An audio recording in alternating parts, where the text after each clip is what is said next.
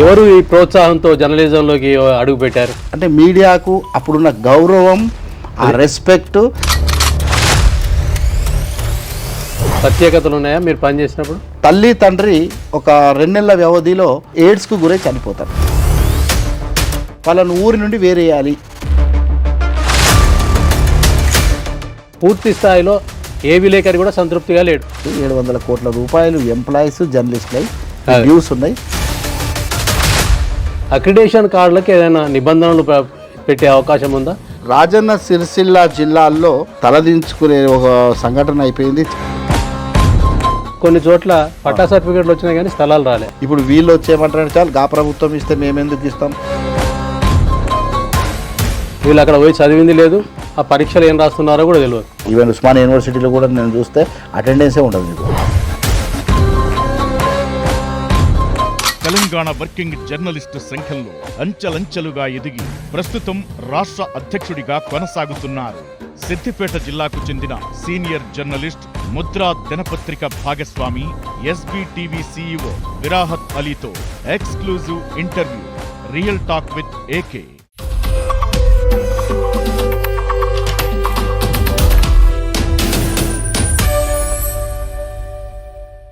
Welcome real talk with AK. మనం ప్రస్తుతం TUWJ రాష్ట్ర కార్యాలయంలో ఉన్నాం. టీయూడబ్ల్యూజే రాష్ట్ర అధ్యక్షుడు, సీనియర్ జర్నలిస్ట్ విరాహత్ అలీ గారు మన ముందున్నారు. వారు సిద్దిపేట జిల్లా గజ్వేల్కి చెందినవారు.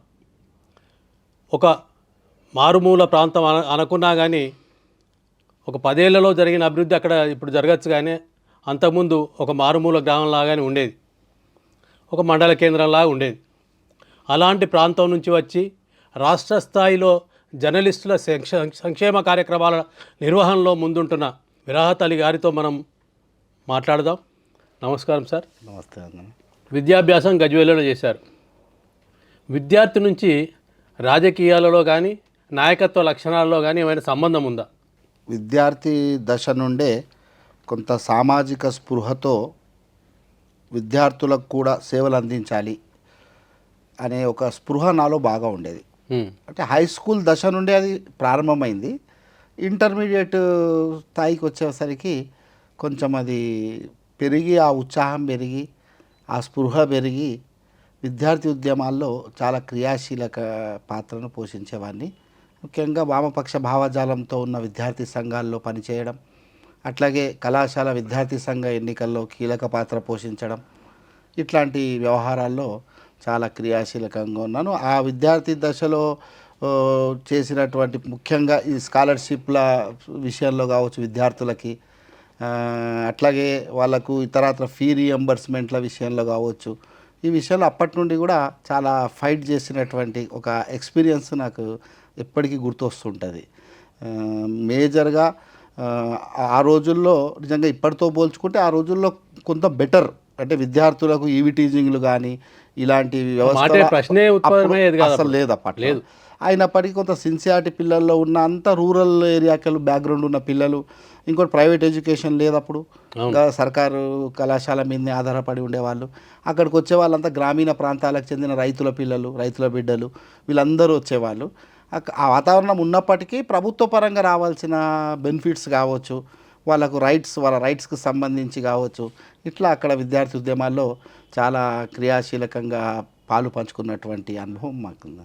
మీ తల్లిదండ్రుల రీత్యానా లేదా ఎవరు ఈ ప్రోత్సాహంతో జర్నలిజంలోకి అడుగు పెట్టారు? యాక్చువల్గా అంజన్న, నేను హై స్కూల్ విద్యార్థిగా ఉన్నప్పుడే, ముఖ్యంగా 6వ తరగతిలోనే, ఇంకా చెప్పాలంటే 6వ తరగతిలోనే వ్యాసరచన వక్తృత్వ పోటీల్లో నేను బాగా భాగస్వామి అయ్యేవాడిని. స్కూల్ లెవెల్ నిర్వహించే పోటీల్లో నేను పార్టిసిపేట్ అయితే పరిస్థితి ఏం దాకా వచ్చింది అంటే, ఆ 2 రాస్తే మిగతా విద్యార్థులంతా ఆ 2 ప్రైజులు ఆయనకే, విరాహత్కే అనే ఒక వాతావరణం ఉండేది స్కూల్ ఎడ్యుకేషన్లో. నేను మజీద్పల్లి జిల్లా పరిషత్ ఉన్నత పాఠశాలలో చదివాను, గజ్వేల్కు సమీపంలో. అదొక ఫిక్స్ అన్నట్టుగా, నేను వ్యాస రచన చెప్పిన వక్తృత్వం ఉపన్యాస పోటీల్లో ఈయనకు వస్తుంది అనేది ఒకటి ఉంటుండే. మాకు ఉబేదుల్లా గారని మాకు హిందీ పండిత్ ఉండే. నాకు ఆ 6వ తరగతి 7వ తరగతిలో నన్ను గుర్తించి ఒకటే అనేవాడు, అరే నువ్వు అయితే రెండు నీకు అవకాశాలు లేరా బాగా పెద్దగా అయినాక, అయితే నువ్వు అడ్వకేట్ అన్న అవుతావు లేకుంటే జర్నలిస్ట్ అన్న అవుతావు అనేది. నిజంగా ఆ రెండు కూడా ఆయన మాటలు నాకు ఎప్పుడు మదిలో ఎప్పుడు తిరుగుతుండేవి. తిరుగుతున్న క్రమంలో నేను కళాశాల విద్యాభ్యాసానికి వచ్చిన తర్వాత గ్రాడ్యుయేషన్ సందర్భంలో నాకు అనిపించేది అన్నట్టు, అంటే మీడియాకు అప్పుడున్న గౌరవం, ఆ రెస్పెక్ట్, అంటే న్యాయవాది కన్నా అప్పుడున్న జర్నలిస్టుల గౌరవం పెద్ద. చాలా గౌరవం. మీలాంటి సీనియర్లను బాగా నేను చూసేవాడిని. సిద్దిపేటలో మీలాంటి వాళ్ళు పని చేయడము, హైదరాబాద్లో అమర్ గారి శ్రీనివాసరెడ్డి గారి యాక్టివిటీస్ నేను తెలుసుకుంటుంటే, రామచంద్రమూర్తి గారు, పొత్తూరి గారు, ఇవంతా నాకు ఎందుకో ఒక్కసారిగా నా దృష్టి అంతా ఇటు మరలింది మీ యాక్టివిటీస్ తర్వాత. అట్లాగే నేను మంజీరాతో నాకున్న సందర్భాల్లో తరచుగా రావడంతో మీతో సంబంధాలు పెరగడము, ఇది జర్నలిజంలోకి వచ్చిన తర్వాతనే మంజీరా రచయితల సంఘం కార్యక్రమాల్లో ఎక్కువ భాగస్వామ్యం. కొంచెం ముందే విద్యార్థి దశతోనే నాకు మంజీరాతో సంబంధము. అయితే అక్కడి నుండి అనిపించింది ఖచ్చితంగా ఒక జర్నలిస్ట్గా మనం వస్తే కొంత మేరకు ఈ సొసైటీకి లాభం చేయవచ్చు. ఒక న్యాయవాద వృత్తి కన్నా నాకు ఎందుకో అప్పట్లో ఆ గౌరవం బాగా నచ్చింది మీడియాది. అందుకే నేను జర్నలిజంలోకి. గజ్వేల్లో జరిగిన మరసం సభల్లో అప్పటికి మీ పార్టిసిపేషన్ ఉందా? Yes, participate. ఆర్గనైజేషన్ మొత్తం బాధ్యతలు నేనే తీసుకున్నాను గజ్వేల్లో ఆర్గనైజేషన్ చేయడానికి. మంజీరా రచయితల సంఘం వ్యవస్థాపించిన ఒక 2-3-4 ఏళ్లలో నా యొక్క భాగస్వామ్యం క్రియాశీలకంగా 90 ప్రాంతంలో 89-90 మధ్యన అక్కడి నుండి యాక్టివిటీస్లో పాల్గొనడం క్రియాశీలకంగా.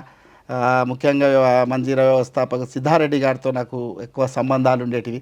సిద్ధారెడ్డి గారి దగ్గరికి వెళ్ళడము, సిద్దిపేటలో తరచుగా కలుసుకుంటుండడం వారితో, అట్లా నాకు మంజీరా రచయితల సంఘంతో ఏర్పడ్డది. అంటే అది జర్నలిస్ట్గా అప్పటికే మీరు కావచ్చు ఒక జర్నలిస్టు, అటు దుబ్బాకలో రామలింగారెడ్డి గారు కావచ్చు, ఇటు తోట అశోక్, మన జర్నలిస్ట్ అంతా మీరు అదే ఒక మంజీరా గ్రూప్గా ఉండేది కనుక ఇంకా నాకు మంజీరా మీద కూడా ఆసక్తి పెరిగింది. జర్నలిజం మీద ఎంత ఆసక్తి పెరిగిందో మంజీరా రచయితల సంఘం మీద కూడా అలాంటి ఆసక్తి నాకు పెరిగింది.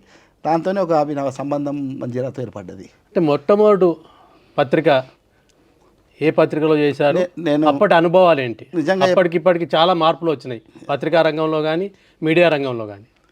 మీరు అన్నట్టు నిజంగా చాలా మార్పులు వచ్చినాయి. అప్పటి పత్రికలో ఉన్న పరిస్థితులు, గౌరవాన్ని ఇప్పుడున్న జర్నలిజం పరిస్థితులను కంపేర్ చేసుకుంటే, బేరీ చేసుకుంటే బాధ కలుగుతుంది, దుఃఖం వస్తుంటుంది.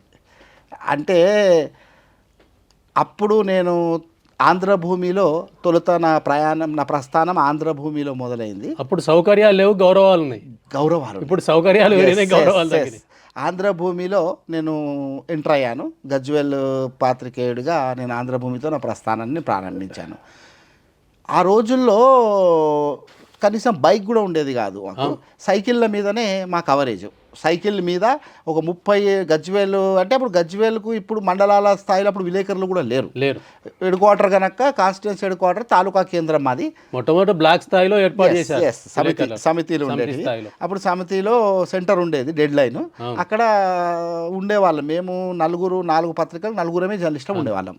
4 ఉంటే సైకిళ్ళ మీద వెళ్తే, అప్పటికి ఉన్న వాళ్ళ దగ్గర సంపన్న వర్గాల దగ్గర ఉంటే చిన్న మోపైడ్లో, టీవీఎస్లో అలాంటివి ఉండేటివి, కొంత స్కూటర్స్, వెస్పా లాంటివి ఉండేటివి.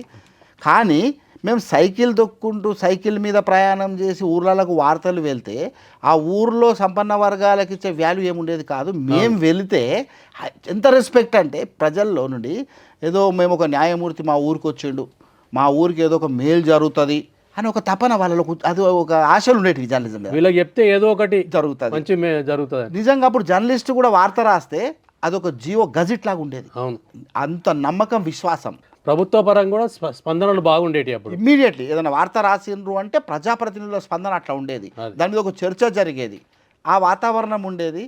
ఆ రోజులు చూసి, ఆ వాతావరణాన్ని చూసి మళ్ళీ ఇప్పుడు ఈ రోజుల్లో ఈ ఉన్న మీడియా పరిస్థితులు చూస్తే చాలా ఒక్కొక్కసారి దుఃఖం అనిపిస్తుంటుంది. నిజంగా మరి అలాంటి పరిస్థితి మళ్ళీ వస్తుందా, పూర్వ వైభవము, ఆ రోజులు మళ్ళీ వస్తాయా అని చెప్పి ఎప్పుడు తప్పించే వాళ్ళలో నేను ఒకరిని. కష్టమే అది, అట్లా రావడం, మీడియా విస్తృతం అవడం దశ. అవును. ఆంధ్రభూమి తర్వాత ఆంధ్రభూమిలో ఏమైనా ప్రత్యేకతలు ఉన్నాయా మీరు పనిచేసినప్పుడు? నిజంగా ఆంధ్రభూమి అప్పుడు గతంలో పరిస్థితి ఎట్లుండే అంజన్న, ఒక జర్నలిస్ట్ అంటే కేవలం నేను వార్తలే రాయాలి, నా వార్తలకే నా పరిమితం అనేది ఉండేది లేదు కాదు. అప్పుడు జర్నలిజం ఉంటూనే ఆ జర్నలిస్ట్కి సామాజిక స్పృహ అనేది ఉండేది. సోషల్ యాక్టివిటీస్లో చాలా పార్టిసిపేట్ అయ్యే వాళ్ళు. ఆ అవకాశంగా నాకు దక్కిన మీడియా ప్లాట్ఫామ్ అవకాశంగా ఆ ప్లాట్ఫామ్ ద్వారా వార్తలు రాయడంతో పాటు ప్రజా సమస్యల్ని వెలికి తీయడంతో పాటు ప్రధానంగా ఆ గజ్వేల్ ప్రాంతంలో అవసరమైనటువంటి సామాజిక కార్యక్రమాలకి నేను ఎక్కువగా నిర్వహించేవాడిని, దాని మీద ఎక్కువ దృష్టి పెట్టేవాడిని. ఇందులో నేను ఎప్పటికీ మర్చిపోని సంఘటన ఏంటంటే, గజ్వేల్ మండలం ముట్రాస్పల్లి అనేది ఒక గ్రామ పంచాయతీ, ఇప్పుడు అది మున్సిపల్లో కలిసింది. గజ్వేల్కు కూతవేడి దూరంలో ఉంటుంది. ఆ ముట్రాస్పల్లికి ఒక లింగరాజ్పల్లి అని ఒక హామ్లెట్ విలేజ్ ఉండేది. ఇది బహుశా 93-92 సంఘటన మీతో చెప్తున్నాను. ఆ లింగరాజ్ పల్లిలో తల్లి తండ్రి ఒక 2 నెలల వ్యవధిలో ఎయిడ్స్కు గురై చనిపోతారు. చిన్న పూరి గుడిసెలు ఉంటారు, ఒక ముసలవ్వ ఉంటుంది. ఆ తల్లిదండ్రి పోయిన తర్వాత 3 చిన్నారులు, పెద్ద 3 ఏండ్లు, 2 ఏండ్లు, 6 నెలలు, ఈ 3 వ్యవధిలో ఏజ్లు ఉన్నటువంటి పిల్లలు. ఆ ముసలామె ఉంటుంది నానమ్మ, వాళ్ళు కళ్ళ మూట చనిపోతారు. ఆ ముసలామె కళ్ళు కనిపించాయి. ఆ 3 పిల్లలు కొట్టుమిట్టాడుతుంటారు. ఆ తల్లి పాల కోసం తప్పిస్తుంటుంది ఆ పాప. ఆ సందర్భంలో ఊరి వాళ్ళ పరిస్థితి ఏంటంటే, వాళ్ళని ఊరి నుండి వేరేయాలి, ఎందుకంటే అప్పుడు 7 సనంగానే కథం, ఊర్లో మా ఊళ్ళో కూడదు, వీళ్ళు ఊరు నుండి గెంటేయాలి అనే అంటేస్తుంది అనేది, అదొక అంటువ్యాధి, చాలా సీరియస్గా అనే ఒక భయం ఉండేది వాళ్ళలో. చిన్న ఊరు అది, మారుమూల పల్లె. ఈ విషయం తెలుసుకున్న వెంటనే వెళ్ళి మేము వార్తల ద్వారా ఊరిని చైతన్యపరచడం, గజ్వేల్ ప్రాంతాన్ని చైతన్యపరచడం ఒక పని చేస్తే, రెండవ పని ఏంటంటే ఖచ్చితంగా ఆ కుటుంబాన్ని వెంటనే ఆదుకోవాలనే ఒక తపన వచ్చింది మన కథనం ద్వారా ఆదుకోవడంతో పాటు మా గజ్వేల్ జర్నలిస్టులు అప్పుడున్న మేము 5-6 ఒక యూనిటీగా ఒక గజ్వేల్ ప్రెస్ క్లబ్ అని, అప్పుడే నామినల్గా ఒక ప్రెస్ క్లబ్ అని ఒకటి ఫామ్ చేసుకున్నాం. ఆ బ్యానర్ కింద గజ్వేల్ పట్టణంలో ఒక షో నిర్వహించినాం. కొంతమంది నాకు పరిచయం ఉన్న వాళ్ళ ద్వారా సినిమాకు సంబంధించిన రంగం కొంతమందిని తీసుకొచ్చి ఒక స్వచ్ఛంద సంస్థ సహకారంతో సినిమా రంగానికి సంబంధించిన కొంత హాస్య నటుల్ని గజ్వేల్కు తీసుకొచ్చి ఒక షో నిర్వహిస్తే మీరు ఆశ్చర్యపోతారు. ఆ రోజుల్లో మాకు వచ్చిన టికెట్స్ ఎంత అంటే ₹1,00,000. 94లో ₹1,00,000 అంటే టికెట్లు మేము అమ్మినాం వెళ్ళి. ఇప్పుడు ₹1,00,00,000 అనొచ్చు, ఇంకెక్కువ ఈజీగా అనొచ్చు. అంటే మేము అక్కడ ఏదో కౌంటర్ పెట్టి టికెట్లు అమ్మాలి. మా వ్యక్తిగత జర్నలిస్టు పలుకుబడిగా వెళ్ళి అన్ని డిపార్ట్మెంట్లకి, రాజకీయ నాయకుల దగ్గరికి వెళ్ళి, ఇగో నాయన ఈ ఒక ఆపదలో ఈ కుటుంబం ఉంది, మీరు ఒక 500 ఒక టికెట్, 200 2 స్టేజ్, 300 స్టేజ్లు పెట్టాం, ఈ టికెట్ ఇవ్వండి. పెద్ద ఆఫీసర్ అయితే ఒక ₹500 ఇచ్చి టికెట్ ఇవ్వడం. ఇట్లా ఒక షో నిర్వహించి ఆ ₹1,00,000 తీసుకొని గజ్వేల్ పోస్ట్ ఆఫీసులో ఆ 3 పిల్లల పేరు మీద డిపాజిట్ చేసినాం. అదొక పెద్ద పని. అంతటితో ఊరుకోలే. ఒక స్వచ్ఛంద సంస్థకు మేము చేసే యాక్టివిటీస్ అంతా తెలుసుకొని, ఒక స్వచ్ఛంద సంస్థ పేరు నాకు గుర్తులేదు, ఆమె పద్మజ అని దానికి వారు ఇన్ఛార్జ్గా ఉండే. వెంటనే వారు గజ్వేల్కి వచ్చేసి ఈ శిశు సంరక్షణ కేంద్రం నిర్వహిస్తున్నారు అప్పటికి. వాళ్ళు చాలా మంచిగా నిజాయితీగా ఈ పిల్లల్ని మాకు ఇప్పించండి, మేము తీసుకెళ్తాం, వాళ్ళకు అది చేస్తామని వాళ్ళని తీసుకెళ్ళి ఈ 3 తీసుకెళ్ళడం. సరే అప్పుడే వాళ్ళ అదే సందర్భంలో ఒక 1 వీక్ 10 డేస్ ఆమె కూడా చనిపోయింది, ముసలామె. వీళ్ళని తీసుకెళ్ళిండ్రు. తీసుకెళ్తే మధ్యాహ్న బాబు ఎవరో చనిపోయినట్టు నాకు ఆ మధ్యాహ్నం తెలుసుకుంటే తెలిసింది. పెద్దబాబు ఇంజనీర్ అయిపోయి మంచి ఉద్యోగంలో స్థిరపడ్డాడని చెప్పి నాకు అందిన వార్త నా జీవితంలో ఎంత సంతృప్తించిన అంశాల్లో అదొకటి ఆ జాబితాలో చేరింది. అది చాలా ఆనందపడ్డా అసలు. ఎందుకంటే ఎక్కడో వాళ్ళని ఏరేసి వాళ్ళను అవసరమైతే చంపేయాలి ఆ పిల్లల్ని అనే స్థాయి నుంచి వాళ్ళు బయట బాగుపడ్డారు, చాలా మంచిగా ఉన్నారు అనేది. ఇట్లాంటి కార్యక్రమాలు చాలా జరిగినాయి. ముఖ్యంగా ఈ వరకట్న హత్యల మీద కావచ్చు, వరకట్న హత్యలకు సంబంధించి ఆ రోజుల్లో మీకు కూడా గుర్తుంది, గజ్వేల్ ప్రాంతంలో రైతుల ఆత్మహత్యలకి నిలయం ఉండే. గజ్వేల్ ప్రాంతం విపరీతమైన ఆత్మహత్యలు, రోజు నేలకొరుగుతున్న రైతాంగం అనేది ఆ వార్తల కథనాలు మనకు కనిపించండి. అవి కూడా బాగా చలింపజేసినాయి. ఎందుకంటే గజ్వేల్ ఏరియాలో ఎక్కువ కాటన్ మీద ఆధారపడతారు, పత్తి సాగు ఎక్కువ. చంపేసేసింది ఎస్. ఇక వాళ్ళకి అదే పెరగన్నం లెక్క, పురుగుల మంద పెరగన్నం అయిపోయి చనిపోయినటువంటి వాతావరణం వాళ్ళకి వచ్చేసింది. అప్పుడు ఆ రైతన్నల ఆత్మహత్యల మీద కూడా ఒక వార్తలకే కాకుండా ప్రత్యక్షంగా వెళ్ళి వాళ్ళకి మనోధైర్యాన్ని ఇచ్చే అంశాల మీద సభలు సమావేశాలు పెట్టడం ఇట్లాంటి కార్యక్రమాలు చేసిన మూఢనమ్మకాలకు కూడా గజ్వేల్ పక్కల ఉన్నటువంటి కొన్ని వడ్డేపల్లి అనే గ్రామంలో కావచ్చు, తిరుమలాపూర్ అనే గ్రామాల్లో కొంచెం ఈ వరుసగా హత్యలు జరిగినాయి, ఈ చంపేయడం అలాంటివి. దాని మీద కూడా వెళ్ళి సభలు పెట్టి జనాన్ని మోటివేషన్ చేసే కార్యక్రమం అంతా. మరి వేరే బ్యానర్ కూడా కాదు, గజ్వేల్ జర్నలిస్టులు ప్రెస్ క్లబ్ అని ఒక బ్యానర్ తొలగించాలి, అక్కడ ఈ కార్యక్రమాలు నిర్వహించాలి. ఇప్పుడు జర్నలిస్టులకు ఉండే గౌరవం ఇవన్నీ చేయగలిగింది. ఆ గౌరవమే నిజంగా, ఆ గౌరవము ఇవన్నీ మేము చేయడం ద్వారా ప్రజలు ఎంత మమ్మల్ని వాళ్ళ గుండెల్లో అత్తుకున్నారంటే అసలు నిజంగా వీళ్ళు నిజమైన మాకు సేవకులు, నిజంగా వీళ్ళు మాకు అంటారని ఒక గుర్తింపు ప్రజల్లో లభించింది, వాళ్ళ ఆదరాభిమానాలు లభించినాయి. వాళ్ళకి ఏ కష్టం వచ్చినా, పరిస్థితి ఎట్టుండే మేము గజ్వేల్ ఉంటే వాళ్ళకి ఏ కష్టం వచ్చినా భర్త కొట్టినా కానీ సార్ ఇట్లా నా భర్త నాకు ఇబ్బంది పెడుతున్నాడు, ఇట్లా నాకు పిల్లలు ఇబ్బంది పెడుతున్నారని ఒక అపీల్ చేసుకునే పరిస్థితి ఉండేది, చెప్పుకునేవాళ్ళు. అలాంటి ఎందుకంటే దాదాపు నేను సిద్దిపేటలో కూడా వచ్చినప్పుడు మీ కార్యాలయంలో కూడా చూస్తుంటే తరచుగా వచ్చేసి మాకు న్యాయం చేయండి, ఈ ఇబ్బంది ఉంది ఇట్లా అని చాలామంది వచ్చి మనతో సహాయం తీసుకునేవాళ్ళు. అది చాలా సంతృప్తి అంజన. అసలు ఆ రోజులు వేరు, ఆ జీవితం వేరు, ఆ ప్రొఫెషనలిజానికి ఉన్నటువంటి గౌరవం వేరు. అది ఆంధ్రభూమి తర్వాత మీ ప్రస్థానం హెచ్ఎంటీవా లేకపోతే? ఆంధ్రభూమిలో దాదాపు 20 ఏళ్ళు నా ప్రయాణం కొనసాగింది. తర్వాత 20 ఏళ్ళు మూతపడ్డది. వెంటనే ఆ పత్రిక అంటే అప్పటికి ఇంకా మూత పడలేదు. నేను 2007లో హెచ్ఎంటీవీకి వెళ్ళాలి అనే ఆలోచన నాకు ఎందుకు వచ్చింది అంటే, అప్పటికి ప్రింట్ మీడియాలో 20 ఏళ్ళు వరుసగా పనిచేసిన ఒక పత్రికలో పనిచేసిన తర్వాత అప్పుడప్పుడు ఎలక్ట్రానిక్ మీడియా క్రేజీ నడుస్తుంది. అంటే ఒకటి రెండు ఛానళ్ళు ప్రారంభమైనవి. దూరదర్శన్ తర్వాత మీకు జెమినీ న్యూస్ వచ్చింది, సిటీ కేబుల్ న్యూస్ వచ్చింది, తర్వాత TV9 ఒక ప్రయత్నం జరిగింది, TV9 ప్రారంభం. ఇట్లా ఎలక్ట్రానిక్ మీడియా క్రేజీ బాగా జరుగుతున్నప్పుడు సరే ముందు విజన్తో ఎలక్ట్రానిక్ మీడియా వైపు కొంత వెళ్తే బాగుంటుందని ఒక ఆలోచన వచ్చింది. నేను 2007లో ఇక్కడ Hyderabad media house limited company పేరు మీద ఒక మంచి లక్ష్యంతో ఒక ఛానళ్ళు తీసుకొస్తున్నారని నా దృష్టికి వచ్చి మిత్రులు నాకు చెప్పిండ్రు. దాంట్లో ప్రధానంగా నేను అప్పటికే గౌరవించే రామచంద్రమూర్తి గారు సారథ్యంలో ఆ ఛానల్ వస్తుంది. మేనేజ్మెంట్ కూడా ఏం ఆశించకుండా వామన్ రావు గారు ఈ ఛానల్ని పెడుతున్నారు, వారు మంచి లక్ష్యంతో మంచి ఉద్దేశంతో పెడుతున్నారు అని చెప్పేసరికి అంతా నాకు నచ్చినాయి. ఆ పద్ధతులు అవన్నీ నచ్చి వెంటనే నేను వెళ్ళి అందులో ఫస్ట్ నేను చీఫ్ రిపోర్టర్గా జాయిన్ అయ్యాను. హెచ్ఎంటీలో జాయినింగ్ నాది చీఫ్ రిపోర్టర్. కొంతకాలము చీఫ్ రిపోర్టర్గా పనిచేసిన తర్వాత నా తర్వాత నాకు ఇమ్మీడియట్లీ నా పనితీరు పట్ల సంతృప్తి చెంది చీఫ్ కోఆర్డినేటర్గా ఇచ్చారు, అంటే నెట్వర్క్ ఇన్ఛార్జ్గా. ఒక 3 ఏళ్లకు పదోన్నతి వచ్చింది. ఆ 3 ఏళ్ల తర్వాత మళ్ళీ 2 ఏళ్లకు అంటే 5వ సంవత్సరానికి ఇన్పుట్ ఎడిటర్గా నాకు ప్రమోట్ చేశారు. ఈ ప్రమోషన్ల ప్రక్రియ నడిచింది. నేను దాదాపు 2014 వరకు నేను హెచ్ఎంటీవీలో పనిచేశాను. అంటే 7 ఏళ్ళు పాటు నేను హెచ్ఎంటీవీకి సేవ చేశాను. అందులో ముఖ్యంగా నాకు సంతృప్తి ఎంత ఇచ్చిందంటే, నేను మొదటిసారి ఎలక్ట్రానిక్ మీడియాలో అడుగుపెడుతున్న సందర్భం ఎట్లాంటిదంటే తెలంగాణ ఉద్యమం, ప్రజలు ఆకాంక్ష తీరడానికి జరుగుతున్నటువంటి మహా ఉద్యమం, చారిత్రాత్మకమైన ఉద్యమం. ఇంకొకటి ఏం చెప్పుకోవాలంటే, ఇక్కడ హెచ్ఎంటీవీ అప్పటి వరకు ఉన్న ఛానల్ అన్నీ ఒక ప్రాంతానికి చెందినటువంటివి, ఆంధ్రానికి చెందినవి. తెలంగాణ ఈ ప్రాంతానికి చెందిన ఒకటే ఛానల్ వచ్చింది అని చెప్పి తెలంగాణ ప్రజలు ఆ ఛానల్ మీద ఎన్నో ఆశలు పెట్టుకున్నారు. ఇది మా ఛానల్ అని చెప్పి వాళ్ళే ఓన్ చేసుకున్నారు దీన్ని. దీంతో ఇక రెస్పాన్సిబిలిటీ చాలా పెరిగిపోయింది. మా పరిస్థితి ఏంటంటే, ఛానల్లో అప్పుడు ఉమ్మడి రాష్ట్రం మొత్తం ఛానల్కి మంచి క్రేజీ ఉంది.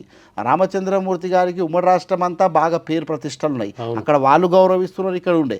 తర్వాత మనం ఒక్కసారిగా ఇది చేస్తే మళ్ళీ పరిస్థితి ఏమవుతుంది అనేది కొంచెము అయినప్పటికీ ఇక రోజుకు ఉద్యమం బలపడము, ఈ విద్యార్థుల బలిదానాలు, ఈ వ్యవస్థ అంతా చూసేసరికి ఖచ్చితంగా మనం ఈ ప్రాంత వాసులుగానే కాదు ప్రజాస్వామికవాదులుగా మనం దీన్ని కొంచెం మద్దతు ఇవ్వాల్సిందే. ఖచ్చితంగా బాధ్యతల్ని బ్యాలెన్స్ చేస్తూ మరోవైపు మద్దతు అని ఈ బ్యాలెన్స్ చేస్తూ మద్దతు. దానికి ఎగ్జాంపుల్ మీరన్న దశాదిశ కార్యక్రమం.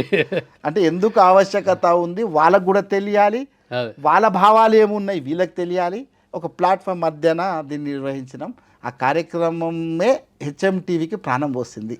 అప్పుడే కొత్తగా వచ్చిన ఛానల్కి అంత తొందరగా అనతి కాలంలోనే ఒక గుర్తింపు ఎట్లా వచ్చింది అంటే దశాదిశ కార్యక్రమం.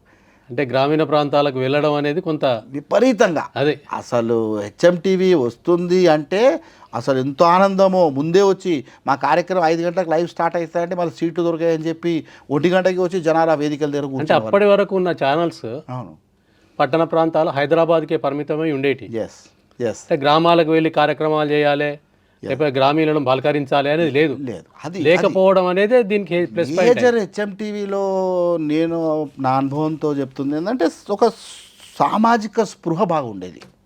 అంటే ప్రజలు ఎదుర్కొంటున్నటువంటి కష్టాలు ఏంటి, ఆ కష్టాల్లో మనం ఎలాంటి పాత్ర పోషించాలి అనే దాని మీద మేము నిత్యం చర్చించుకునే వాళ్ళం. అది ఒక కోర్ కమిటీ ఉండేది.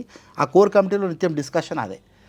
ఇది ఒక దశాదిశ తెలంగాణ ఉద్యమంలో జరపడమే కాకుండా నల్గొండ జిల్లాను పట్టి పీడిస్తున్నటువంటి ఫ్లోరైడ్ మీద అద్భుతమైనటువంటి కార్యక్రమం తీసుకున్నాం. అసలు ఎలక్ట్రానిక్ మీడియా చరిత్రలో ఇండియాలో ఎక్కడ లేని విధంగా దాదాపు 120 గంటలు లైవ్ ఇచ్చాను నేను ఫ్లోరైడ్ మీద. నేను మొత్తం నల్గొండ జిల్లా చుట్టుముట్టి 120 గంటల లైవ్ ఇవ్వడము అంటే నాన్ స్టాప్గా, అంటే రోజు కలిపి ఒక 1 వీక్ 10 డేస్ లోపల 120 గంటల లైవ్ ఇచ్చాం. అంటే ఛానల్ అంకితం ఫ్లోరైడ్ది. అంటే మామూలుగా అప్పటి వరకు ఫ్లోరైడ్ మీద వేరే మీడియా రాయలేదు అని కాదు, చాలా ఎండగా రాస్తున్నారు. కానీ ఎట్లా అంటే ఒక వార్త టచ్ చేయడం, ఒక ఇన్సిడెంట్ జరిగినప్పుడు రాయడం, వదిలేయడం అంతే. మా రామచంద్రమూర్తి గారు అట్లా చెప్పేవాళ్ళు కాదు, మా చైర్మన్ వామన్ రావు గారు కూడా ఆ అంశం పరిష్కరించే వరకు నువ్వు వదలకు అని ఒక మంచి నాకు అనుమతి ఇవ్వడం ద్వారా మొత్తం ఫ్లోరైడ్ ప్రభావిత గ్రామాలన్నింటిలో అక్కడే బస చేయడం. మాతో పాటు ఈ ఫ్లోరైడ్ మీద పోరాడుతున్నటువంటి దుచ్చాల సత్యనారాయణ గారు కూడా నాతో జతగట్టిర్రు. ఈ మధ్యనే చనిపోయినటువంటి అంశుల స్వామి తిరిగిండు నాతో. అంశుల స్వామి నా కార్యక్రమానికి అప్పుడప్పుడు వచ్చి చాలామంది అక్కడ ఉన్న ప్రజాస్వామికవాదులు చాలా మద్దతుగా నిలిచినారు. ఇట్లా ఆ ఉత్సాహంతో నేను 12 రోజుల పాటు మొత్తం ఆ ప్రాంతాన్ని చుట్టుముట్టి 120 గంటల లైవ్ ఇచ్చి మొత్తం చేస్తే అప్పుడు దీని మీద అసెంబ్లీలో చర్చ జరిగింది, మండలిలో చర్చ జరిగింది. వెంటనే అసెంబ్లీ స్పీకర్ నాదెండ్ల మనోహర్ వెంటనే దాని మీద ఒక కమిటీ వేశారు. ఆ కమిటీ వెళ్ళి విచారణ జరిపి మన నివేదికల మీద మన కథనాల ఆధారంగా విచారణ జరిపి వెంటనే అక్కడ ఫ్లోరైడ్ వాళ్ళకి కావాల్సిన అంటే ఫ్లోరైడ్ రహిత నీళ్ళ సౌకర్యాలని ఊరూరికి తాగునీటి సౌకర్యం కల్పించారు, ఫ్లోరైడ్ రహిత నీళ్ళ సౌకర్యం, అట్లాగే పౌష్టిక ఆహారాలని అందించడం, హెల్త్ సెంటర్స్ అవి ఇప్పటికీ కంటిన్యూ అవుతున్నాయి. ఇప్పటికీ మీరు దుశ్చల సత్యనారాయణ అడిగితే చెప్తారు హెచ్ఎంటీవీ చేసిన పుణ్యమా అని. ఇప్పటికీ ఆ ప్రాంతం అంతా అదవుతుంది. అప్పటి నుండి ఇవన్నీ కల్పించడం ద్వారా దాదాపు 60 to 70% ఫ్లోరైడ్ తగ్గింది అక్కడ. ఒక మీడియా చేయదలుచుకుంటే ఏదైనా చేయొచ్చు అని చాట్ చెప్పింది. 100%. హెచ్ఎంటీవీ తర్వాత మీ ప్రస్థానం ఎటు మారింది? యాక్చువల్గా నేను హెచ్ఎంటీవీ తర్వాత నేను 14లో అప్పుడే తెలంగాణ విభజన జరగడము, రాష్ట్ర విభజన జరిగిన తర్వాత అప్పటికే నేను యూనియన్లో కీలకమైన హైదరాబాద్కు మారడం, హెచ్ఎంటీవీలో పనిచేయడం, ఇది యూనియన్ పరంగా కీలకంగా వర్క్ చేయడానికి కంటిన్యూ ఉంది. నా మెదక్ జిల్లా నుండే నా యూనియన్ ప్రస్థానం నడుస్తుంది, కంటిన్యూ అవుతుంది. యూనియన్ ప్రస్థానం నడవచ్చు కానీ ఒక గ్రామీణ ప్రాంతం నుంచి ఒకటేసారి స్టేట్కి వచ్చేసే చాలా మార్పు ఉంటుంది. వచ్చిన తర్వాత అప్పుడే నాకు 2013 ఎండింగ్లో అప్పటి వరకు మన దాంట్లో డిప్యూటీ జనరల్ సెక్రటరీ లేకుండే. నేను రాష్ట్ర కార్యదర్శిగా ఉన్నాను. నన్ను deputy general secretary electronic media వాళ్ళకి ఒక డిప్యూటీ జనరల్ సెక్రటరీ ఉండాలి, ఎలక్ట్రానిక్ మీడియా విస్తరిస్తుందని చెప్పి మన యూనియన్ యాక్ట్స్ అప్పటి వరకు పత్రికలే ఉండే కనుక పత్రికల ప్రకారం యూనియన్ స్ట్రక్చర్ ఉండే. ఎలక్ట్రానిక్ మీడియాకు ఒక పోస్టు రిజర్వేషన్ చేయాలి, ఇక్కడ డిప్యూటీ జనరల్ సెక్రటరీని ఎలక్ట్రానిక్ మీడియా వాళ్ళకే కేటాయించాలనేది నెల్లూరు మన కర్నూలులో జరిగిన ఒక మీటింగ్లో 13 ఎండింగ్లో అదొకటి నిర్ణయం జరిగింది. ఆ నిర్ణయాన్ని తొలి ఉప ప్రధాన కార్యదర్శిగా ఆ హెచ్ఎంటీవీలో ఉన్న నాకు ఆ బాధ్యతలు అవకాశం లభించింది. ఇక దాంతో నేను అయిపోయిన తర్వాత అదే మన తర్వాత రాష్ట్ర విభజన జరిగింది. రాష్ట్ర విభజన తర్వాత నన్ను ప్రధాన కార్యదర్శిగా ఉండాలనే మన పెద్దలు యూనియన్ పెద్దల వాళ్ళ మిగతా వాళ్ళ సంఘ అవసరాల రీత్యా ఖచ్చితంగా ఉండాలి అన్నప్పుడు ఇటువైపు రావడంతో కొంచెం నేను ఇక మళ్ళీ ఇంకో కొంతకాలము దీన్ని సెట్ చేయాలని చెప్పి అప్పటికే ఒకటే ఏకంగా ఉన్నటువంటి సంఘాన్ని కొన్ని వ్యక్తులు చీల్ చేసుకొని ఇంకొక సంఘం అని చెప్పి ఒక పోటీ సంఘంగా రావడం ఇవన్నీ జరిగింది. తెలంగాణ ఉద్యమం నేపథ్యంలో ఇది ఏపీయూడబ్ల్యూజే అని ఆంధ్రాకు సంబంధించి ముద్ర వేసి ఏదో ఆ ముద్రతోని తమ ఏదో ఉనికిని చాటుకోవాలి, అస్తిత్వాన్ని కాపాడుకోవాలనే ప్రయత్నాలు జరిగితే సరే ఇవన్నిటిని సరిదిద్దాలంటే మాలాంటి వాళ్ళం ఇక్కడ ఆ ప్రయత్నాలు పదవులు తెచ్చినేమో కానీ ప్రజలకు విలేకరులకు పని చేయలేదు. అస్సలు చేయలేదు. సరే ఆ నిజ స్వరూపాలు ఎట్లయినా బయటపడతాయి అనేది, నిలకడ మీద అన్నీ తెలుస్తాయి అనే విశ్వాసంతో మన సంఘాన్ని మనం ఆ 14 తర్వాత నేను కొంచెం కాన్సన్ట్రేషన్ ఇటు ఎక్కువ చేశాను, ప్రొఫెషనలిజం ట్రేడ్ యూనియన్ మీద. దీంతో నా క్రియాశీలక పాత్ర ఎక్కువ సంఘంలో ఉండడం ద్వారా కొంతకాలం నేను బ్రేక్ తీసుకొని మళ్ళీ 16 ప్రాంతంలో ఒక నా మిత్రుంది ఒక ఛానల్ ఉండే ఎస్డిటీవీ, శుభోదయ డిజిటల్ టెలివిజన్, దానికి నేను సిఇఓగా జాయిన్ అయ్యాను కోంపల్లిలో. అక్కడ ఒక 2 ఏళ్ల పాటు నేను అక్కడ సర్వీస్ చేశాను. తర్వాత ఇక మామూలుగా ఫ్రీలాన్స్గా కొన్ని ఛానళ్ళకి అట్లాగే కొంత పత్రికలకి నేను కన్సల్టెంట్గా నేను పనిచేశాను. అంటే ఇప్పుడు కూడా చేస్తున్నారు? ఇప్పుడు కన్సల్టెంట్గా కాకుండా ఒక నా మిత్రుడు ఇక్కడ ఒక ఛానల్ని కూడా పెట్టారు, ఒక మంచి పెద్ద యూట్యూబ్ ఛానల్. దానికి నేను పూర్తి బాధ్యుడిగా దాని బాధ్యతల్ని నేను నిర్వహిస్తున్నాను దాంట్లో. ఇప్పుడు రాష్ట్ర అధ్యక్షులు, అప్పుడున్న సమస్యలు, ఇప్పుడున్న సమస్యలు, కొనసాగుతున్న సమస్యలు, విలేకరుల పట్ల కొనసాగుతున్న మార్పులు ఏం జరిగినాయా లేదా, ఆశించిన మార్పులు జరగలేదు అంటే పూర్తి స్థాయిలో ఏ విలేకరి కూడా సంతృప్తిగా లేడు. బీఆర్ఎస్ ప్రభుత్వంలో ప్రధాన కార్యదర్శిగా ఉన్న, కాంగ్రెస్ ప్రభుత్వం మారినాక రాష్ట్ర అధ్యక్షుడు. అయితే మొత్తం ఆ 10 ఏళ్ళు ఆ పీరియడ్ అంతా నాకు ప్రధాన కార్యదర్శి బాధ్యతలే. అన్ఫార్చునేట్లీ ఇక్కడ గవర్నమెంట్ చేంజ్ అయిపోవడం, మరి నాకు నా పదవిలో కూడా మార్పు వచ్చింది ఇక్కడ. ప్రధాన కార్యదర్శిగా నాకు చాలా అనుభవాలు. నిజంగా ప్రజలు తెలంగాణ వచ్చిన తర్వాత తమ బతుకుల్లో ఎంత మార్పు వస్తుందని చాలా అన్ని వర్గాల్లో చాలా ఆశలు ఉండే. అందులో సహజంగా జర్నలిస్టు కూడా తెలంగాణ ఉద్యమంలో చాలా క్రియాశీలక భాగస్వామ్యాలు కనుక తెలంగాణ రాష్ట్రం వస్తే మా బతుకులు కూడా మారుతాయి అనేది ఒకటి. ప్రతి అట్లాగే ఆ తెలంగాణ సాధన కోసం కృషి చేసిన నాయకులు కూడా అన్ని ఆశలు కల్పించారు. రాష్ట్ర విభజన తర్వాత మీరు అసలు ఎట్లా అంటే మీ బతుకులు ఒక బంగారం బతుకులు అయితే బంగారు తెలంగాణలో అనే ఒక ఆశలు లేపారు కనుక బంగారు తెలంగాణ పదానికి ఇక మనోడిగా గడియారం పెట్టుకొని చూసుకుంటూ స్టార్ట్ చేశారు. డైరీ పెట్టుకొని ఎప్పుడు వెళ్తాయి ఆ రోజు క్యాలెండర్లో, అయ్యో ఇప్పుడు రేపు వస్తుందా అమ్మాయి, రేపు వస్తాయా అని చెప్పి. ఇక మనం ప్రసంగాల్లో సభలలో కూడా మన ఉద్యమ నాయకులు వారు కూడా అన్ని రకరకాల హామీలు ఇచ్చారు జర్నలిస్టుల కోసము. నేను ఇది మనకు అన్నీ చేద్దాం, వాళ్ళకి ఇండ్ల విషయాల్లో కావచ్చు, ఇలాంటి జీవితాలు ఉండాలి, మీకు ఇలాంటి ఇండ్లలో మీరు బతకాలి, మీకు ఈ సౌకర్యాలు ఉండాలి అని చెప్పేసరికి పాపం భ్రమపడ్డారు.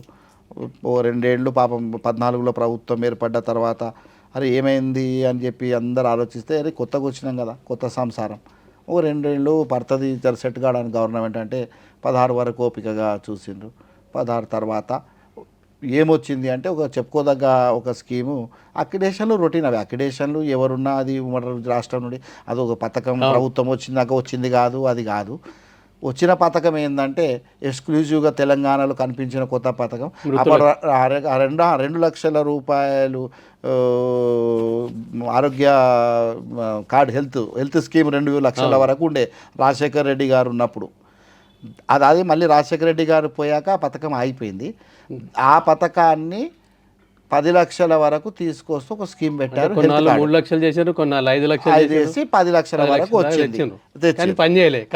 అయితే 16 నుండి 18 వరకు 2 ఏళ్ళు పనిచేసింది.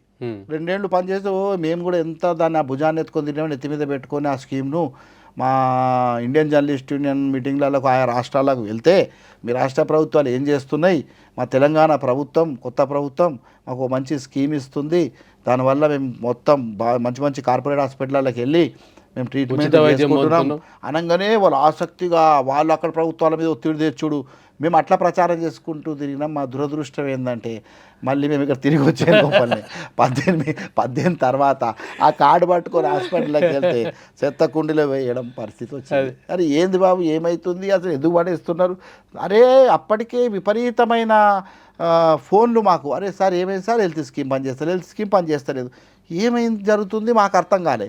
ప్రభుత్వ పెద్దలను కలుస్తున్నాం, వినతి పత్రాలు ఇస్తున్నాం, ఎందుకు స్కీమ్ నడుస్తుందని చెప్పి వాళ్ళు మాకు సమాధానాలు ఇస్తున్నారు. ఇక మార్గం ఇది కాదు, అసలు ఏం జరుగుతుందో కనుక్కోవాలి అంటే ఆసుపత్రుల యాజమాన్యాలను కనుక్కుంటే అసలు విషయం తెలుస్తుంది. స్కీమ్ నడుస్తుంది కానీ వాళ్ళ బకాయిలు ఏమైనా ఆ విషయం కనుక్కోవాలిగా. అందుకే వెంటనే కిమ్స్ భాస్కర్ రావు గారు ఈ ప్రైవేట్ కార్పొరేట్ ఆసుపత్రుల యాజమాన్యానికి అధ్యక్షుడు, వారిని మేము కలిసి యూనియన్ ప్రతినిధులను కలిసాం. ఏం జరుగుతుందో అసలు ఎందుకు ఆపుతున్నారు, అనగానే అప్పుడు లెక్క తీసి కాగితం చూపించారు. ఇన్ని కోట్ల బకాయిలు ఉన్నాయి దాదాపు 700 కోట్లు ఉన్నాయండి. 700 కోట్ల రూపాయలు ఎంప్లాయీస్ జర్నలిస్టులు అయి డ్యూస్ ఉన్నాయి. ఇవి కట్టకుండా మేము ఎట్లా స్కీము అమలు చేయమంటారు మమ్మల్ని అన్నారు. అనగా వాళ్ళ నిజంగా వాళ్ళ వైపు తప్పు కనిపించలే మాకు. వెంటనే వచ్చి అప్పుడు ఉన్న పెద్దలకి ముఖ్యమంత్రి గారికి పంపించాము. సరే వారైతే ప్రత్యక్షంగా కలిసి మీకు తెలుసు అవకాశం లేకుండే కనుక వారి తనయులు కేటీఆర్ గారికి ఇచ్చాం, మళ్ళా మంత్రి గారిలో హరీష్ రావు గారికి ఇచ్చాం. చాలా వినతి పత్రాలు ఇచ్చినాం. ఎంత చెప్పినా అసలు రెస్పాన్స్ రాలే. ఇక తప్పని పరిస్థితిలో గల్లీ నుండి ఢిల్లీ దాకా ఉద్యమించాల్సి వచ్చింది. అంటే మండల స్థాయి నుండి ఉద్యమాలు హెల్త్ మినిస్టర్ అంతే వచ్చింది. సమస్య బాగా మనకు ఇంకొకటి ఏం జరిగిందంటే అదే సమయంలో కొంచెము ఈ కార్డు వైపు చెల్లకపోవడం, కరోనా మహమ్మారి వచ్చేసింది. కరోనా మహమ్మారితోని కుప్పలు తెప్పలుగా మన వాళ్ళు కేసులు పెరిగినాయి. మన జర్నలిస్టుల కేసులు చెప్తున్నాను. చాలామంది అసలు ఎంత అంటే మీరు 120 మంది జర్నలిస్టులు కరోనా కాటుకు చనిపోయినారు. ఒక్కసారిగా నేల కొరుగుతున్నారు. ఇంకా ప్రాణాపాయ పరిస్థితుల్లో చాలామంది వస్తున్నారు. ఇక మా పరిస్థితి కార్డులు చెల్లని పరిస్థితి. ఇక మేము ఎంత ఇబ్బందులు ఎదుర్కొన్నామంటే చివరికి మీరు నమ్ముతారో లేదో పీపీ కిట్లు వేసుకొని నేను చాలా హాస్పిటల్లో వెళ్ళి నిలబడ్డాను. గాంధీ హాస్పిటల్లో, అట్లాగే నిమ్స్లో. అసలు చాలామంది ఫోన్లు చేసి మీరు ఎందుకు అంత సాహసం చేస్తున్నారని. ఒకవైపు ఇటు హాస్పిటల్లో సర్వీస్ చేయాలి, రెండో వైపు మనోళ్ళకి ఉపాధి లేక, అసలు బయటకు వెళ్ళలేక, ఆహారం లేక కూడా గ్రామీణ ప్రాంతాల్లో విలేకరులు, హైదరాబాద్లో ప్రధాన లోకల్ రిపోర్టర్లు, జిల్లాలకు వచ్చిన వాళ్ళు, ఇక్కడ ఉన్న లోకల్ రిపోర్టర్లు అందరూ వాళ్ళకు కూడా పాపం డబ్బులు లేని పరిస్థితిలో ఉన్నారు. మళ్ళీ మన ఉన్న వెల్విషర్స్తో, స్వచ్ఛంద సంస్థలతో కలెక్ట్ చేసుకొని ఆహార పదార్థాలు కావచ్చు కొంత అవన్నీ తెచ్చి మళ్ళీ వాళ్ళకు ఆదుకోవాలి, ఇటు వీళ్ళని చూడాలి. హెల్త్ విషయంలో చాలా ఇబ్బంది పడ్డాం, చాలామందిని కోల్పోయినాం. ఆ హెల్త్ కార్డు పరిస్థితి ఇంకా అట్లే ఉంది. అది ఇంతవరకు ఇంకా పరిష్కారం కాల. కొత్త ప్రభుత్వం వచ్చినాక మళ్ళీ మొన్న ముఖ్యమంత్రి గారికి మొదటగా మేము ఆయనకు శుభాకాంక్షలు వెళ్ళినప్పుడు ఇదే విషయం ప్రస్తావించి మాకు ఇది చేయండి ప్లీజ్, ఫస్ట్ మమ్మల్ని మా ఆరోగ్యాలను రక్షించండి, కాపాడండి మా ఆరోగ్యాన్ని. అట్లాగే మొన్న హెల్త్ మినిస్టర్తో సమావేశమై ఆయనకు కూడా మాకు ఇది కావాలి, ఇది పరిస్థితి అని మొత్తం వివరించినప్పుడు సరే దానికి ఒక రోడ్ మ్యాప్ ఇచ్చాడు, ఇది ఇట్లా చేసుకుందాం అనేది ఒక చర్చ జరిగింది. చర్చలు అయితే జరిగింది, కొంత ఆశాజనకంగా అనిపించింది. మరి అమలు ఎట్లయితుందో మనం భరోసా ఇవ్వలేం, కానీ కొంత ఆశాజనకమైన చర్చలు అయితే జరిగినాయి. అంటే తెలంగాణ ప్రభుత్వం వచ్చిన తర్వాత మీడియా అకాడమీ, ప్రెస్ అకాడమీ నుంచి మీడియా అకాడమీగా మారి వృత్తులకు ₹1,00,000 ఆర్థిక సహాయము, కుటుంబాల పిల్లలకు చదువుకు అట్లాంటి కొన్ని కార్యక్రమాలు మాత్రమే చేయగలిగినాం. అది ఎంతవరకు సక్సెస్ అని మీరు భావిస్తున్నారు? అంటే అది పూర్తి స్థాయిలో జర్నలిస్టులకు న్యాయం జరిగింది అని మాత్రం నేను అనలేను. రాష్ట్ర విభజన తర్వాత మనకు కొంత రాష్ట్రానికి ఆదాయ వనరులు పెరిగినాయి.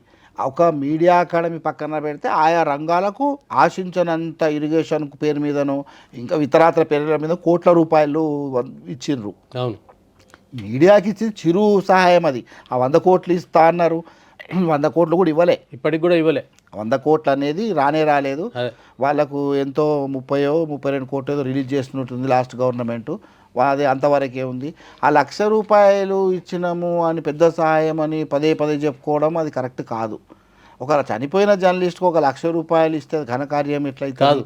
ఈ రోజుల్లో ₹1,00,000 విలువ ఎంత ఉంది? ఒక మనిషి చనిపోయిన తర్వాత నాకు అనిపించింది మీ ఆ మీడియా అకాడమీ ఇస్తున్న ₹1,00,000 సహాయం అనేది వాళ్ళకు అంత్యక్రియల ఖర్చు, ఇంకో అవసరమైతే దశదిన కర్మకి 6 నెలలు కర్మకి 2 కార్యక్రమాలు అయిపోతున్నాయి. 2 కార్యక్రమాలు కాకపోతే 6 నెలలు అయిపోతుంది కదా. అంతే. మనందరూ చనిపోయిన వాళ్ళు యంగ్ స్టార్స్ ఉన్నారు, అందులో పెద్ద ఏదో ఏజ్డ్ పర్సన్స్ కూడా లేరు. ఓపెన్గా చెప్పాలంటే యంగ్ స్టార్ యాక్సిడెంట్లో చచ్చిపోయారు, వాళ్ళకు అట్లెట్టుంది. అదే కేంద్ర ప్రభుత్వము కొంత మేరకు ఒక ₹5,00,000 ఈ అకాల మరణాలు అంటే యాక్సిడెంటల్ డెత్స్, రోడ్డు ప్రమాదాలు లేక భవన కూలి పేలుళ్లలో చనిపోయిన జర్నలిస్టులకి మామూలుగా ఇన్సూరెన్స్ నుండి వాళ్ళు PIB నుండి ఒక ₹5,00,000 ఇస్తారు. అది కొంత మేరకు మంచి స్కీమ్ అనిపించింది మనకు. మన తెలంగాణలో కూడా దాదాపు ఒక 7గురికి మనం ఆ ₹5,00,000 సాయం చేయించాం.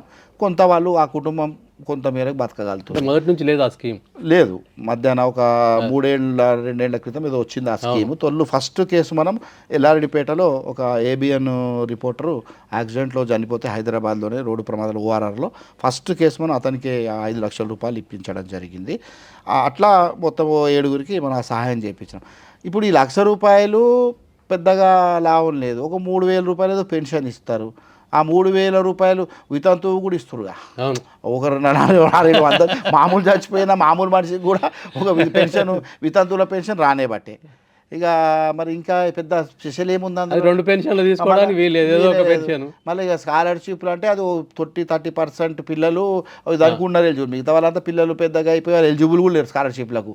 అంత ఇంటర్ పైబడి అట్లా ఉన్నారు కనుక అది పెద్దగా మీడియా అకాడమీ నుండి అయితే నేను ఆర్థికంగానైతే పెద్ద సహాయము కాదు అనిపించింది. దాన్ని పథకాన్ని కొంత మార్చి ఆ కుటుంబానికి ఎంతవరకు మేలు చేయగలుగుతాం, వాళ్ళకు ఎట్లాంటి అనేది ఒక రూపకల్పన జరిగితే ఆ స్కీమ్లో కొంచెం మార్పు వస్తే బాగుంటుంది వెల్ఫేర్ స్కీమ్లో అని చెప్పి అనిపించేది. అంటే ఇప్పుడు ఆ 30 కోట్ల నుంచి 100 కోట్లు ఇస్తా అన్న ఇప్పుడు ఇచ్చే అవకాశం ఏమైనా ఉందా? అట్లా ఆ స్కీమ్లో కానీ ఇంకా ఇతరత్ర సంక్షేమ కార్యక్రమాల పథకాలలో ఏమైనా మార్పులు వచ్చే అవకాశం ఉందని మీరు భావిస్తున్నారా? అకాడమీలనే కొంచెం సవరణ జరగాలని చెప్పి మన యూనియన్ ఆశిస్తుంది. ముఖ్యంగా ఈ మీడియా అకాడమీ వ్యవస్థాపక అధ్యక్షులుగా ఉన్న ఫస్ట్ ఎప్పుడైతే ఆ రోజు ఉమ్మడి రాష్ట్రంలో వ్యవస్థాపక ప్రెస్ అకాడమీకి అధ్యక్షులు శ్రీనివాసరెడ్డి గారు మళ్ళీ అధ్యక్షులు అయ్యారు కనుక, చైర్మన్ అయ్యారు కనుక వారు కూడా దాన్ని కొంచెము దాంట్లో సంస్కరణలు చేపడితే బాగుంటుందని చెప్పి, అది ప్రధానంగా ఈ చనిపోయిన వాళ్ళ విషయంలో కొంత ఆలోచించాలనేది చెప్పి, వాళ్ళకి ఎలాంటి సహాయం చేస్తే బాగుంటుంది, కొన్ని మార్పులు చేర్పులు ఉండాలనేది వారు అనుకుంటున్నారు. అవిగా సరే శిక్షణా తరగతులు అవి ఒక కామన్గా జరిగేటివే, ఇది మేజర్గా ఇలాంటివి చేయాలి అనేది వారు ఆలోచిస్తున్నారు. గవర్నమెంట్ కూడా కొంత ప్రపోజ్ చేసి ఇట్లా గతంలో ప్రభుత్వం 100 కోట్లు ఇచ్చింది, కానీ రిలీజ్ చేసింది మాత్రం ఇంత ప్రకటించింది 100 కోట్లు. దీనికి ఇమీడియట్లీ కొంత బడ్జెట్ను కూడా కొంచెం మెరుగుపరచాలనేది కూడా వారు ఆ ప్రయత్నం చేస్తున్నారు. దానికి మొన్న అనుకుంటా ఒక 10 కోట్ల రూపాయలు ఏదో మొన్న ఈ మధ్యన ఒక సభలో రేవంత్ రెడ్డి గారు జవహర్లాల్ నెహ్రూ హౌసింగ్ సొసైటీ సభలో 10 కోట్లు ప్రకటించి రిలీజ్ చేసినట్టు అంటున్నారు. అదొకటి జరుగుతుంది ప్రయత్నం. అంటే మీడియా అకాడమీ ద్వారా జర్నలిస్టులకు పెన్షన్లు ఇవ్వాలని ఒక ఆలోచన వచ్చింది, అర్ధాంతరంగా ప్రాథమిక దశలోనే చనిపోయింది. అట్లాంటిది ఇప్పుడు సమీప పొరుగు రాష్ట్రాల్లో కర్ణాటక, తమిళనాడు, ఇత్యాది రాష్ట్రాలలో జర్నలిస్టులకు ఒక 60 సంవత్సరాలు 50 సంవత్సరాలు ఏదో ఒక ఏజ్ లిమిట్ పెట్టి వాళ్ళు పనిచేసిన కాలాన్ని బట్టి పెన్షన్ స్కీమ్ ఒకటి అమలవుతుంది. అట్లాంటి పెన్షన్ స్కీమ్ ఇక్కడ తెచ్చే అవకాశం ఉందా? అంటే అప్పటికి తెలంగాణ ప్రభుత్వం, బీఆర్ఎస్ ప్రభుత్వం ఉన్నప్పటికీ 20,000 మంది జర్నలిస్టులు ఉండేవారు రాష్ట్రం మొత్తంలో. ఇప్పుడు యూట్యూబ్ ఛానళ్ళు ఇవన్నీ వచ్చిన తర్వాత అది లక్షలకు చేరింది. మరి ఇప్పుడు పరిస్థితి ఏంది? అట్లాంటిది ఏదైనా అవకాశం ఉందా? అడిగే అవకాశం కూడా కోల్పోయినామా? అంటే బీఆర్ఎస్ అప్పుడు టీఆర్ఎస్ ఉండే, బీఆర్ఎస్ కాదు టీఆర్ఎస్ తొలుత ఎన్నికల్లో మేనిఫెస్టోలో 2014 ఎన్నికల మేనిఫెస్టోలో రాసి జర్నలిస్టులకు ఇచ్చిన హామీల్లో అలా పెన్షన్ అనేది కూడా ఒకటి ప్రధానంగా పెన్షన్ ఇస్తామని చెప్పి అన్నారు. సరే, మన వాళ్ళు కూడా మంచి పథకం, అది అవసరం అని చెప్పి మనం భావించినాం. చాలా సందర్భాల్లో ఆ విషయాన్ని కూడా గుర్తు చేసినాం. మేము మొత్తం ఆ 10 ఏళ్లలో మేము ముఖ్యమంత్రి గారిని ప్రత్యక్షంగా కలిసింది 3 సార్లు.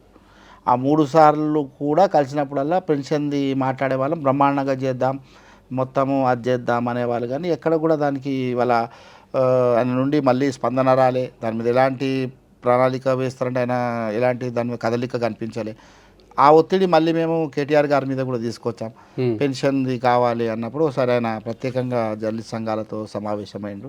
అప్పుడు మాట్లాడినప్పుడు నేనే అన్నాను, మరి పెన్షన్ది ఎట్లా అన్నా, మరి మీరు ఇది ప్రస్తావిస్తే బాగుంటుంది కదా అంటే, మరి అన్ని రాష్ట్రాల్లో ఎప్పటికీ 16 రాష్ట్రాల్లో ఇస్తున్నారు.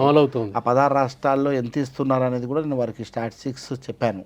ఈ రాష్ట్రం ఇంత ఇస్తుంది అనగానే, మీరు ఎంత ఇస్తున్నారు, ఎన్ని రాష్ట్రాల్లో ఇస్తున్నారో చెప్తున్నారు, కానీ ఆ రాష్ట్రాల్లో ఒకసారి పెన్షనర్లు అందుకుంటున్న వాళ్ళ సంఖ్య నాకు చెప్పండి అన్నారు.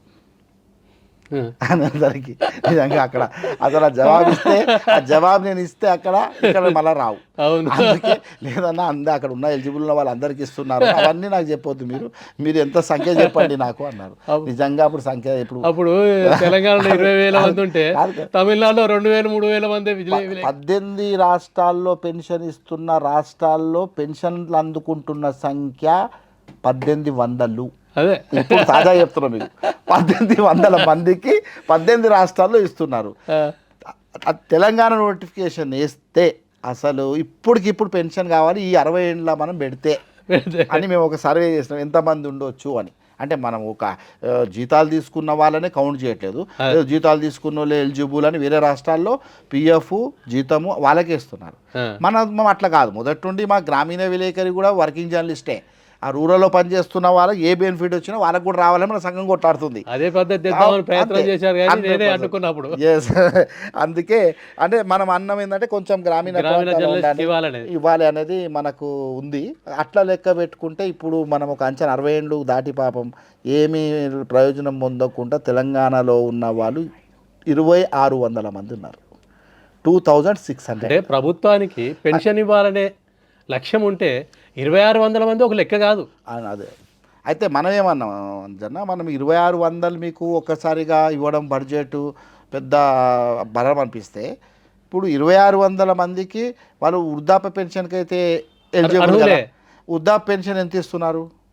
ఒక 3000 ఎంత ఇస్తున్నారో అది ఇస్తున్నారు కదా. దానికి 2000 కలిపితే దానికి మేమేమన్నామంటే 2000 కాదు కానీ ఒక 5-6 కలపండి. ఒక 10,000 రూపాయలు అయితే హానర్ కింద ఇవ్వాలి కదా. ఒక 5-6 కలిపేస్తే అయ్యేపాయి. మొత్తం 10,000 కూడా కాదు కదా బడ్డను. ఇంకొక సలహా కూడా మనము సరే ఇప్పుడు ముఖ్యమంత్రి గారికి మళ్ళీ మనం వారి దృష్టికి కొన్ని సమస్యలు అవకాశం వచ్చినప్పుడు తీసుకెళ్ళినప్పుడు ఇంకొక సలహా, ప్రభుత్వం ప్రతిసారి బడ్జెట్లో ప్రత్యేకంగా ఇన్ని 100 కోట్ల అనేది ఒక మళ్ళీ మీకు భయం వేస్తే మీకు అలాంటి మన చర్చ వస్తే 100 కోట్లు ప్రతి సంవత్సరం ఇవ్వాల్సిన అవసరం లేదు. మీడియా అకాడమీ బడ్జెట్ పెంచండి, బడ్జెట్ను పెంచేసేయండి. 100 కోట్లు పెంచేసేయండి. 100 కోట్లు ఏది ఇస్తారనుకుంటారుగా, 100 కోట్లు పెంచేస్తే దానివల్ల వచ్చే వడ్డీ ఎప్పుడైతే మనం ఈ వెల్ఫేర్ యాక్టివిటీస్కి పెడుతున్నామో ఖచ్చితంగా పెన్షన్లకు సరిపోతాయి. అంటే వృద్ధాప్య పెన్షన్ గవర్నమెంట్ ఇవ్వని, మిగతా హానోరియం అమౌంట్ మీడియా అకాడమికల్ ఇవ్వచ్చు. ఈ పెన్షన్ 100 కోట్లు అక్కడ డిపాజిట్ అయ్యి ఉంటే ఇట్లా రూపాలు ఉన్నాయి. చేయాలి అని తపన వాళ్ళకి చిత్తశుద్ధి ఉంటే పెన్షన్లు అనేది జెన్యూన్ జెన్యూన్. అందుకే మనము ఇప్పుడు ఈ మనం పెట్టబోయే డిమాండ్లలో హెల్త్ స్కీమ్ ఎంత కోరుతున్నాము, ఇళ్ల స్థలాలు ఎట్లా కోరుతున్నామో ఖచ్చితంగా పెన్షన్స్ ఒత్తిడి కూడా మనకు చాలామంది వెటరన్ జర్నలిస్టుల నుండి ఇక్కడ అసోసియేషన్స్ వెటరన్ జర్నలిస్ట్ చాలా బలంగా ఉంటుంది ఇక్కడ బాగా. వాళ్ళు ఎప్పుడు కలిసినప్పుడల్లా ఇది మాకు మెమోరాండమ్స్ ఇచ్చుడు యూనియన్కి మాకు ఖచ్చితంగా పెన్షన్లు చేయమని చెప్పి అడుగుతున్నారు కనుక ముఖ్యమంత్రి గారితో త్వరలో మేము కలవడమా లేక వారిని ఒక సభకు ఆహ్వానించాలనేది మా యూనియన్ ఒక ప్లాన్ చేస్తుంది. వారు ఆ సభకు వచ్చినప్పుడు కూడా మేము ప్రధానంగా ఒక 2-3 డిమాండ్లలో ఇది ఒకటి ప్రస్తావిస్తాం. ఎందుకంటే పెద్ద గొంతమ్మ కోరికేం కాదు, అది జర్నలిస్ట్కి ఇవ్వాల్సిన న్యాయమైన డిమాండ్. హర్యానాలో కొంతమందికి ఇచ్చినా నేనే ఆశ్చర్యపోయినా, 15,000 పెన్షన్ ఉండి మొన్న 20,000 ప్రకటించారు Haryana government journalist. Bihar government అట్లాంటి పరిస్థితి ఉన్నప్పుడు ఈ జర్నలిజంలోకి వచ్చే వాళ్ళు కూడా ఒక ఆసక్తి, ఒక ఉద్దేశం, సదుద్దేశంతో వచ్చే అవకాశం ఉంది. సదుద్దేశంతో రావాలని ఇప్పుడు ఇంకా జర్నలిస్టుల మీద రావాలని ఆహ్వానించడం మాత్రం వద్దు. ఇప్పటికీ ఇక ఉన్నోళ్ళను ఎట్లా మనం ఈ వడబట్టి ఈ కలుపు మొక్కల్ని ఎట్లా ఏరేద్దాం, ఈ కలుపు మొక్కలు ఎట్లా తీసేయాలనే ప్రణాళిక ఇప్పుడు బాగా నడుస్తుంది మంది. ప్రధానంగా అక్రిడేషన్ విషయంలోనే ఇది ప్రారంభమయ్యే అవకాశాలు ఉంటాయి చేయాలంటే. అవును, అక్రిడేషన్ కార్డుల విషయానికి వస్తే ఇప్పటికీ 2 సార్లు కొనసాగింపు వాయిదా పడింది. అంటే కంటిన్యూషన్ చేశారు, ఉన్న వాటిని రెన్యువల్ చేశారు 2 సార్లు. డిసెంబర్ చివరిలో అది ముగిసే అవకాశం ఉంది. అంటే కొత్తగా ఇచ్చే వాళ్ళకు ఈ యూట్యూబ్ ఛానళ్ళు, రకరకాల ఛానళ్ళు అందుబాటులోకి వచ్చిన తర్వాత విలేకరుల సంఖ్య 1000 నుంచి 1,00,000 దాకా పెరిగిందా చెప్పినా ఆశ్చర్యం లేదు అసలు. ఈ పరిస్థితిలో అక్రిడేషన్ కార్డులకి ఏదైనా నిబంధనలు పెట్టే అవకాశం ఉందా? అంటే మీకు సన్నిహిత సంబంధాలు మీడియా చైర్మన్తో ఉన్నాయి కాబట్టి వివరించగలుగుతారేమన్నా? ఇప్పుడు ఇవాళ సమాజంలో అంజన్న మీడియా పెడదారి పడుతుందనే ఒక చర్చ విపరీతంగా జరుగుతుంది, బాగా జరుగుతుంది. మీడియా పెడదారి పడుతుంది అని ఆ చర్చ జరుగుతున్నప్పుడల్లా గుర్తుకొస్తున్న విషయం ఏంటంటే అక్రిడేషన్లు అనేది. దానికి ఒక లింక్ ఉంది, ఏంటంటే అక్రిడేషన్. మీడియా పెడదారి పట్టడానికి కూడా రాజకీయ పార్టీలు ఒక రకమైన కారణం. అంతే రాజకీయ పార్టీలు రకరకాల యూట్యూబ్ ఛానళ్ళు ముందుకు తెచ్చాయి. వాళ్ళ అనుకూల ఆ. వార్తలు తప్ప ఇంకేం వార్తలు కావు. అది అదొక వ్యవహారం అంటే పాలసీ మ్యాటర్ల పాలసీ మ్యాటర్ కాదు, ప్రతికూలమైన వాళ్ళను విమర్శించడం, ఇష్టం వచ్చి తిట్టడమే, అంటే బూతులు వ్యాపారం. తిట్టడమే. అంతే కదా, ఇప్పుడు ఎవరి బ్రాండ్ వాళ్ళకు ఉంది కదా, అంతే. అదొక వాళ్ళకి ఆయుధంగా ఉండిపోయింది మీడియా. అదే రాజకీయ నాయకులకు కావచ్చు, వాణిజ్యవేత్తలకు కావచ్చు, పెట్టుబడిదారులకు కావచ్చు, వీళ్ళంతా అదొక మీడియా వ్యవహారం. అదొక వ్యవహారం. రెండో వ్యవహారం ఏంటంటే అక్రిడేషన్ అనేది ఒక లైసెన్స్ కింద అవును పెట్టుకొని ఈ లైసెన్స్ను, ఇది ఒక లైసెన్స్ తనకు ఏమైనా చేయవచ్చు అనే ఒక దాంతో పిడదారి పడుతున్నటువంటి పాత్రికేయులు జిల్లాలో కొంత పరువు తీస్తూ మీడియాను తప్పుదోవ పట్టి రోజు మనం ఈ మధ్యాహ్నం మీరు 2 మూడు నుండి చూస్తున్నారు, కట్టేసి చెట్టు కొడుతున్నారు, ఒక దగ్గర తీసుకెళ్లి పోలీస్ స్టేషన్లో అరెస్ట్ చేసి తీసుకెళ్తుండడం, ఇదంతా వ్యవహారం జరుగుతున్న సందర్భంలో అక్రిడేషన్లకు గౌరవం దేవాలి. అక్రిడేషన్ గతంలో మీకు తెలుసు, అక్రిడేషన్కి ఎంత రెస్పెక్ట్ ఉండేది. అక్రిడేటెడ్ కరెస్పాండెంటా మీరు, అక్రిడేషనా మీరు వేరే రాష్ట్రాల్లో వెళ్తే నేను ఆశ్చర్యపోతా. కొన్ని రాష్ట్రాల్లో చూస్తా, వాడు విజిటింగ్ కార్డు వాళ్ళ పత్రిక పెట్టుకున్నప్పుడు కింద అక్రిడేటెడ్ కరెస్పాండెంట్ అని పెడతాడు వాడు బ్రాకెట్. అంటే ఆ వాల్యూ అక్రిడేషన్ అది. ఇవాళ మీరు ఆ అక్రిడేషన్ నీకు ఉన్నదా అంటే లేనోడు ఎవడు ఉన్నాడు జేబులోకి వెళ్ళి తీస్తున్నాదా లేదా అక్రిడేషన్. అసలు మీడియాకు సంబంధం లేని కొంతమంది చేతుల్లోకి అది వెళ్ళిపోయి బాధ కలుగుతుంది అక్కడ. అటు మీడియాకు రోజువారీ వ్యాపారాలు చేసే వాళ్ళకు కూడా రోజువారీ వ్యాపారాలు అనేది కాదు, ఇంకొక మాట చెప్పుకోవాలి, అసాంఘిక శక్తుల చేతిలో కూడా అక్రిడేషన్ వెళ్ళిపోయింది. చాలా పోయినాయి. అది మనకు చాలా ప్రమాదకరం అయిపోయింది. ఇప్పుడు ఈ చర్చ జరుగుతుంది, దీని మీద కసరత్తులు చేయాలి, సంస్కరణలు, దీని మీద కట్టుదిట్టమైనటువంటి చర్యలు తీసుకోవాలని మీడియా అకాడమీ యోచిస్తున్న సందర్భంలోనే హైకోర్టు నుండి అప్పుడే ఒక ఆర్డర్ వచ్చింది. ఏంటంటే ఒక 4 నెలల కింద, ఒక 5 నెలలు అయింది, 5 నెలల కింద ఆర్డర్ వచ్చింది. గత ప్రభుత్వము ఇచ్చినటువంటి అక్రిడేషన్ల జీవో ఎత్తుందో ఆ జీవోను రద్దు చేయమని వచ్చింది. అది కొంత అప్రజాస్వామికంగా ఉంది, కొంత అందులో ప్రాంతాలు, లాంగ్వేజెస్ అదంతా అవన్నీ ప్రస్తావించారు, అవి ఉండకూడదు అక్రిడేషన్లని కొన్ని ఆర్డర్స్ ఇచ్చుకుంటూ వాటిని వెంటనే అక్రిడేషన్ జీవోని రద్దు చేయమన్నారు. రద్దు చేయమనేసరికి మళ్ళీ కొత్త జీవో రావాలి. అవును, కొత్త జీవో రావాలి కనుక కొత్త రూల్స్ ఫ్రేమ్ కావాలి. కొత్త రూల్స్ ఫ్రేమ్ కావాలి, టైం జరుగుతుంది, ఈ మధ్యాహ్నం ఇంత టైం పడుతుంది, కారణం అదే. కొత్త రూల్స్కి ఫ్రేమ్ చేయడానికి కొంత సీనియర్ ఎడిటర్లతో ఒక కమిటీ ఫామ్ అయింది. ఆ కమిటీ గత 10 రోజుల క్రితం సమావేశమై కొంచెం ప్రాథమికంగా చర్చించింది. బహుశా మళ్ళీ ఇవాళ సమావేశం అవుతుంది, నడుస్తుంది అనుకుంటా బహుశా మీడియా అకాడమీలో. మళ్ళీ ఇంకొక సమావేశం జరుగుతుంది సీనియర్ పాత్రికేయులతో, ఎలక్ట్రానిక్ అండ్ ప్రింట్ మీడియా. నివేదిక కంప్లీట్ చేసి మొత్తం మీద 15, 16, 17, 18 లోపల ఒక నివేదిక వస్తుండొచ్చు వాళ్ళది. ఆ నివేదిక ప్రకారం రూల్స్ ఫ్రేమ్ అవుతాయి.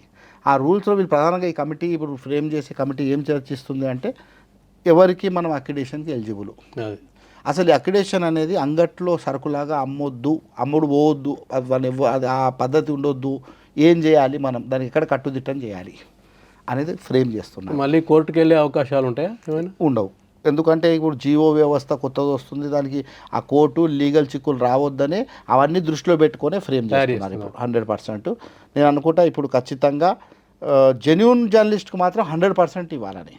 ఇప్పుడు ఎంత దుర్మార్గం అంటే కొన్ని పత్రికలు ఏదో వామపక్ష పత్రికలు అని చెప్పుకుంటుంది ఒక పత్రిక బాగా, ఇక దాని పేరు కూడా నేను చెప్పలేను.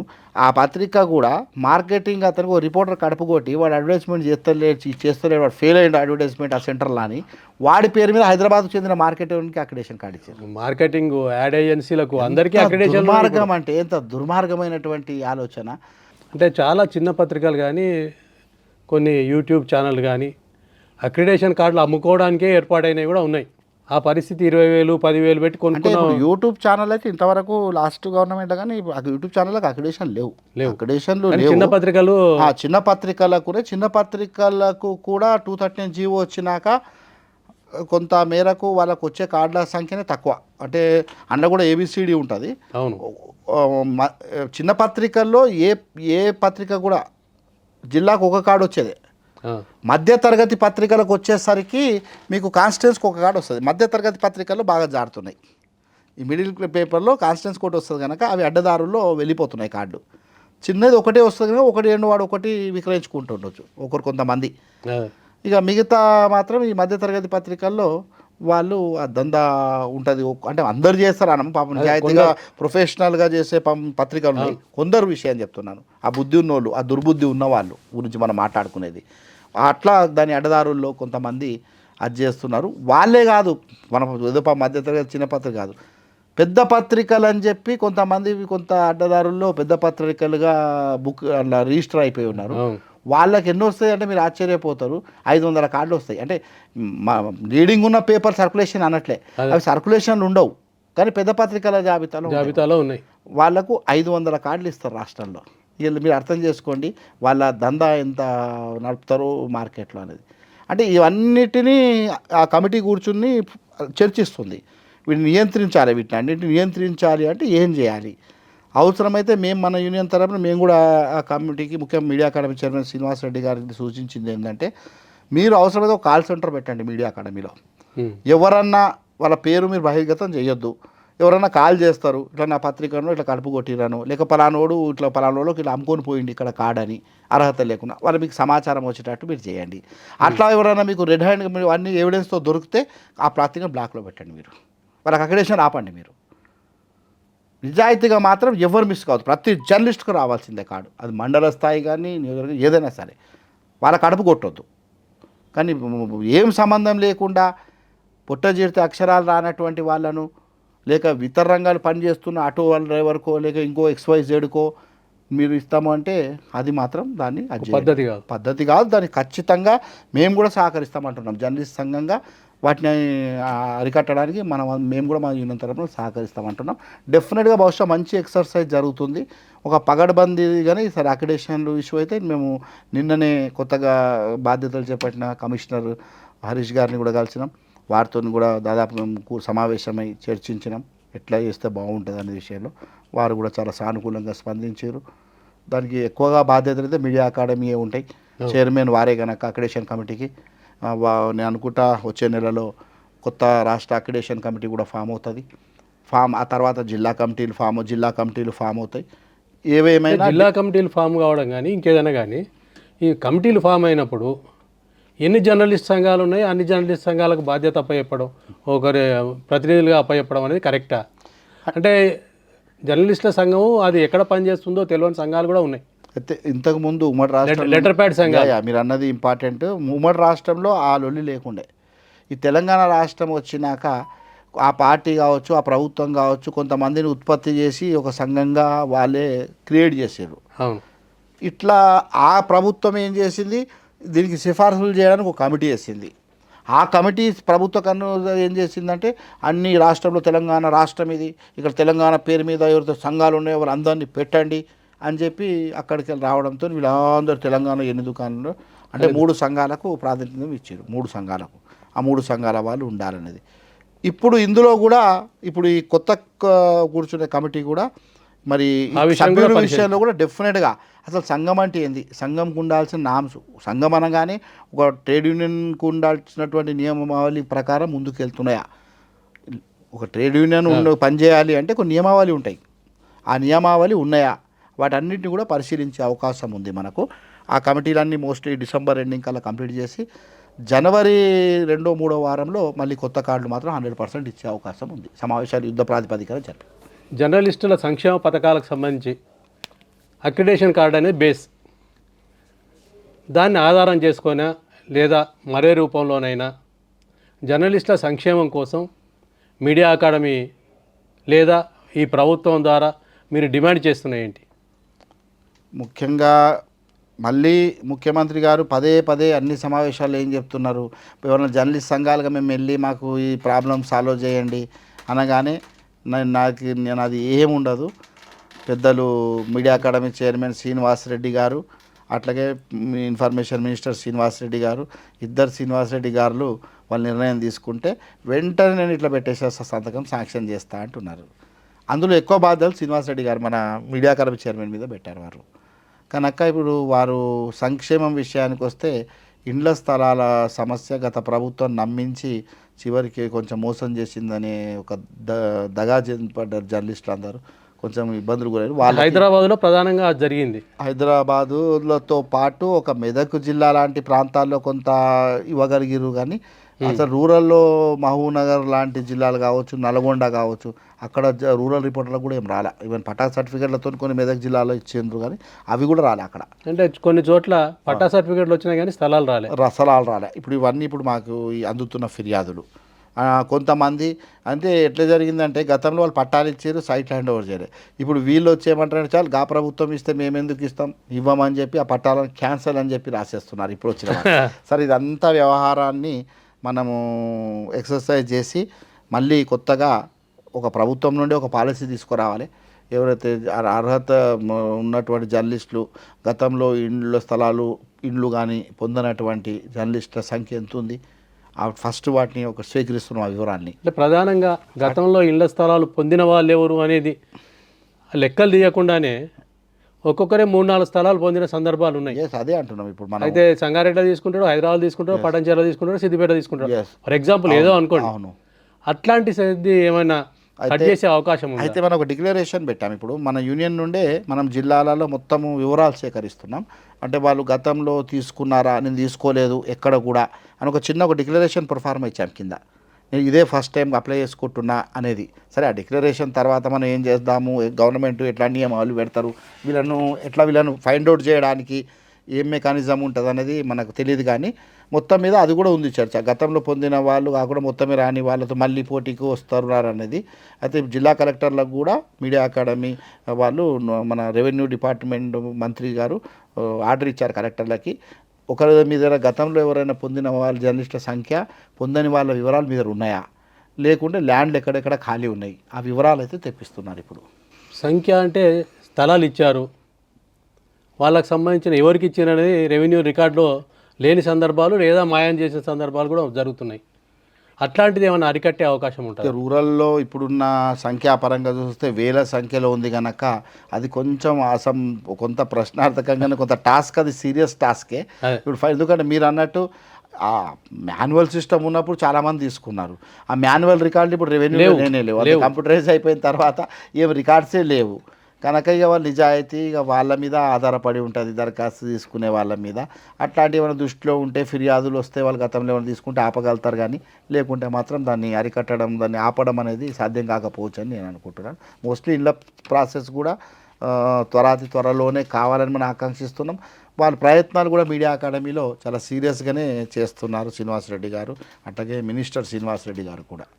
అదొకటి ఇళ్ల స్థలాలకు సంబంధించి క్లియర్ రావచ్చు అవకాశం ఉంది.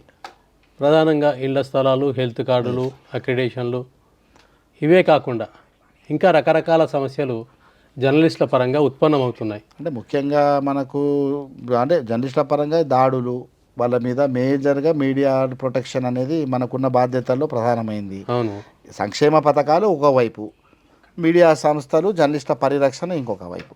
ఈ అటాక్స్కి సంబంధించిన వ్యవహారం ఒకటి ఉంది. సరే, అటాక్స్ అంటే ఇంతకుముందు మనం అనుకున్నట్టుగా ఎవరు పెడితే వాళ్ళు వచ్చి ఏదో అరాచకం చేసి అటాక్ జరిగితే మనం అటాక్గా పరిగణించాం. ప్రొఫెషనలిజం మీద జర్నలిస్టిక్గా వీళ్ళు బాధ్యతలు ఉంటే, కర్తవ్య నిర్వహణలో ఏమన్నా వాళ్ళకి ఇబ్బందులు అయినప్పుడు మాత్రమే మనం బాధ్యత చేస్తాం. ఒక అటాక్ సమస్య మేజర్గా ఇల్లు, ఇంటి స్థలాలు, హెల్త్ అన్నారు.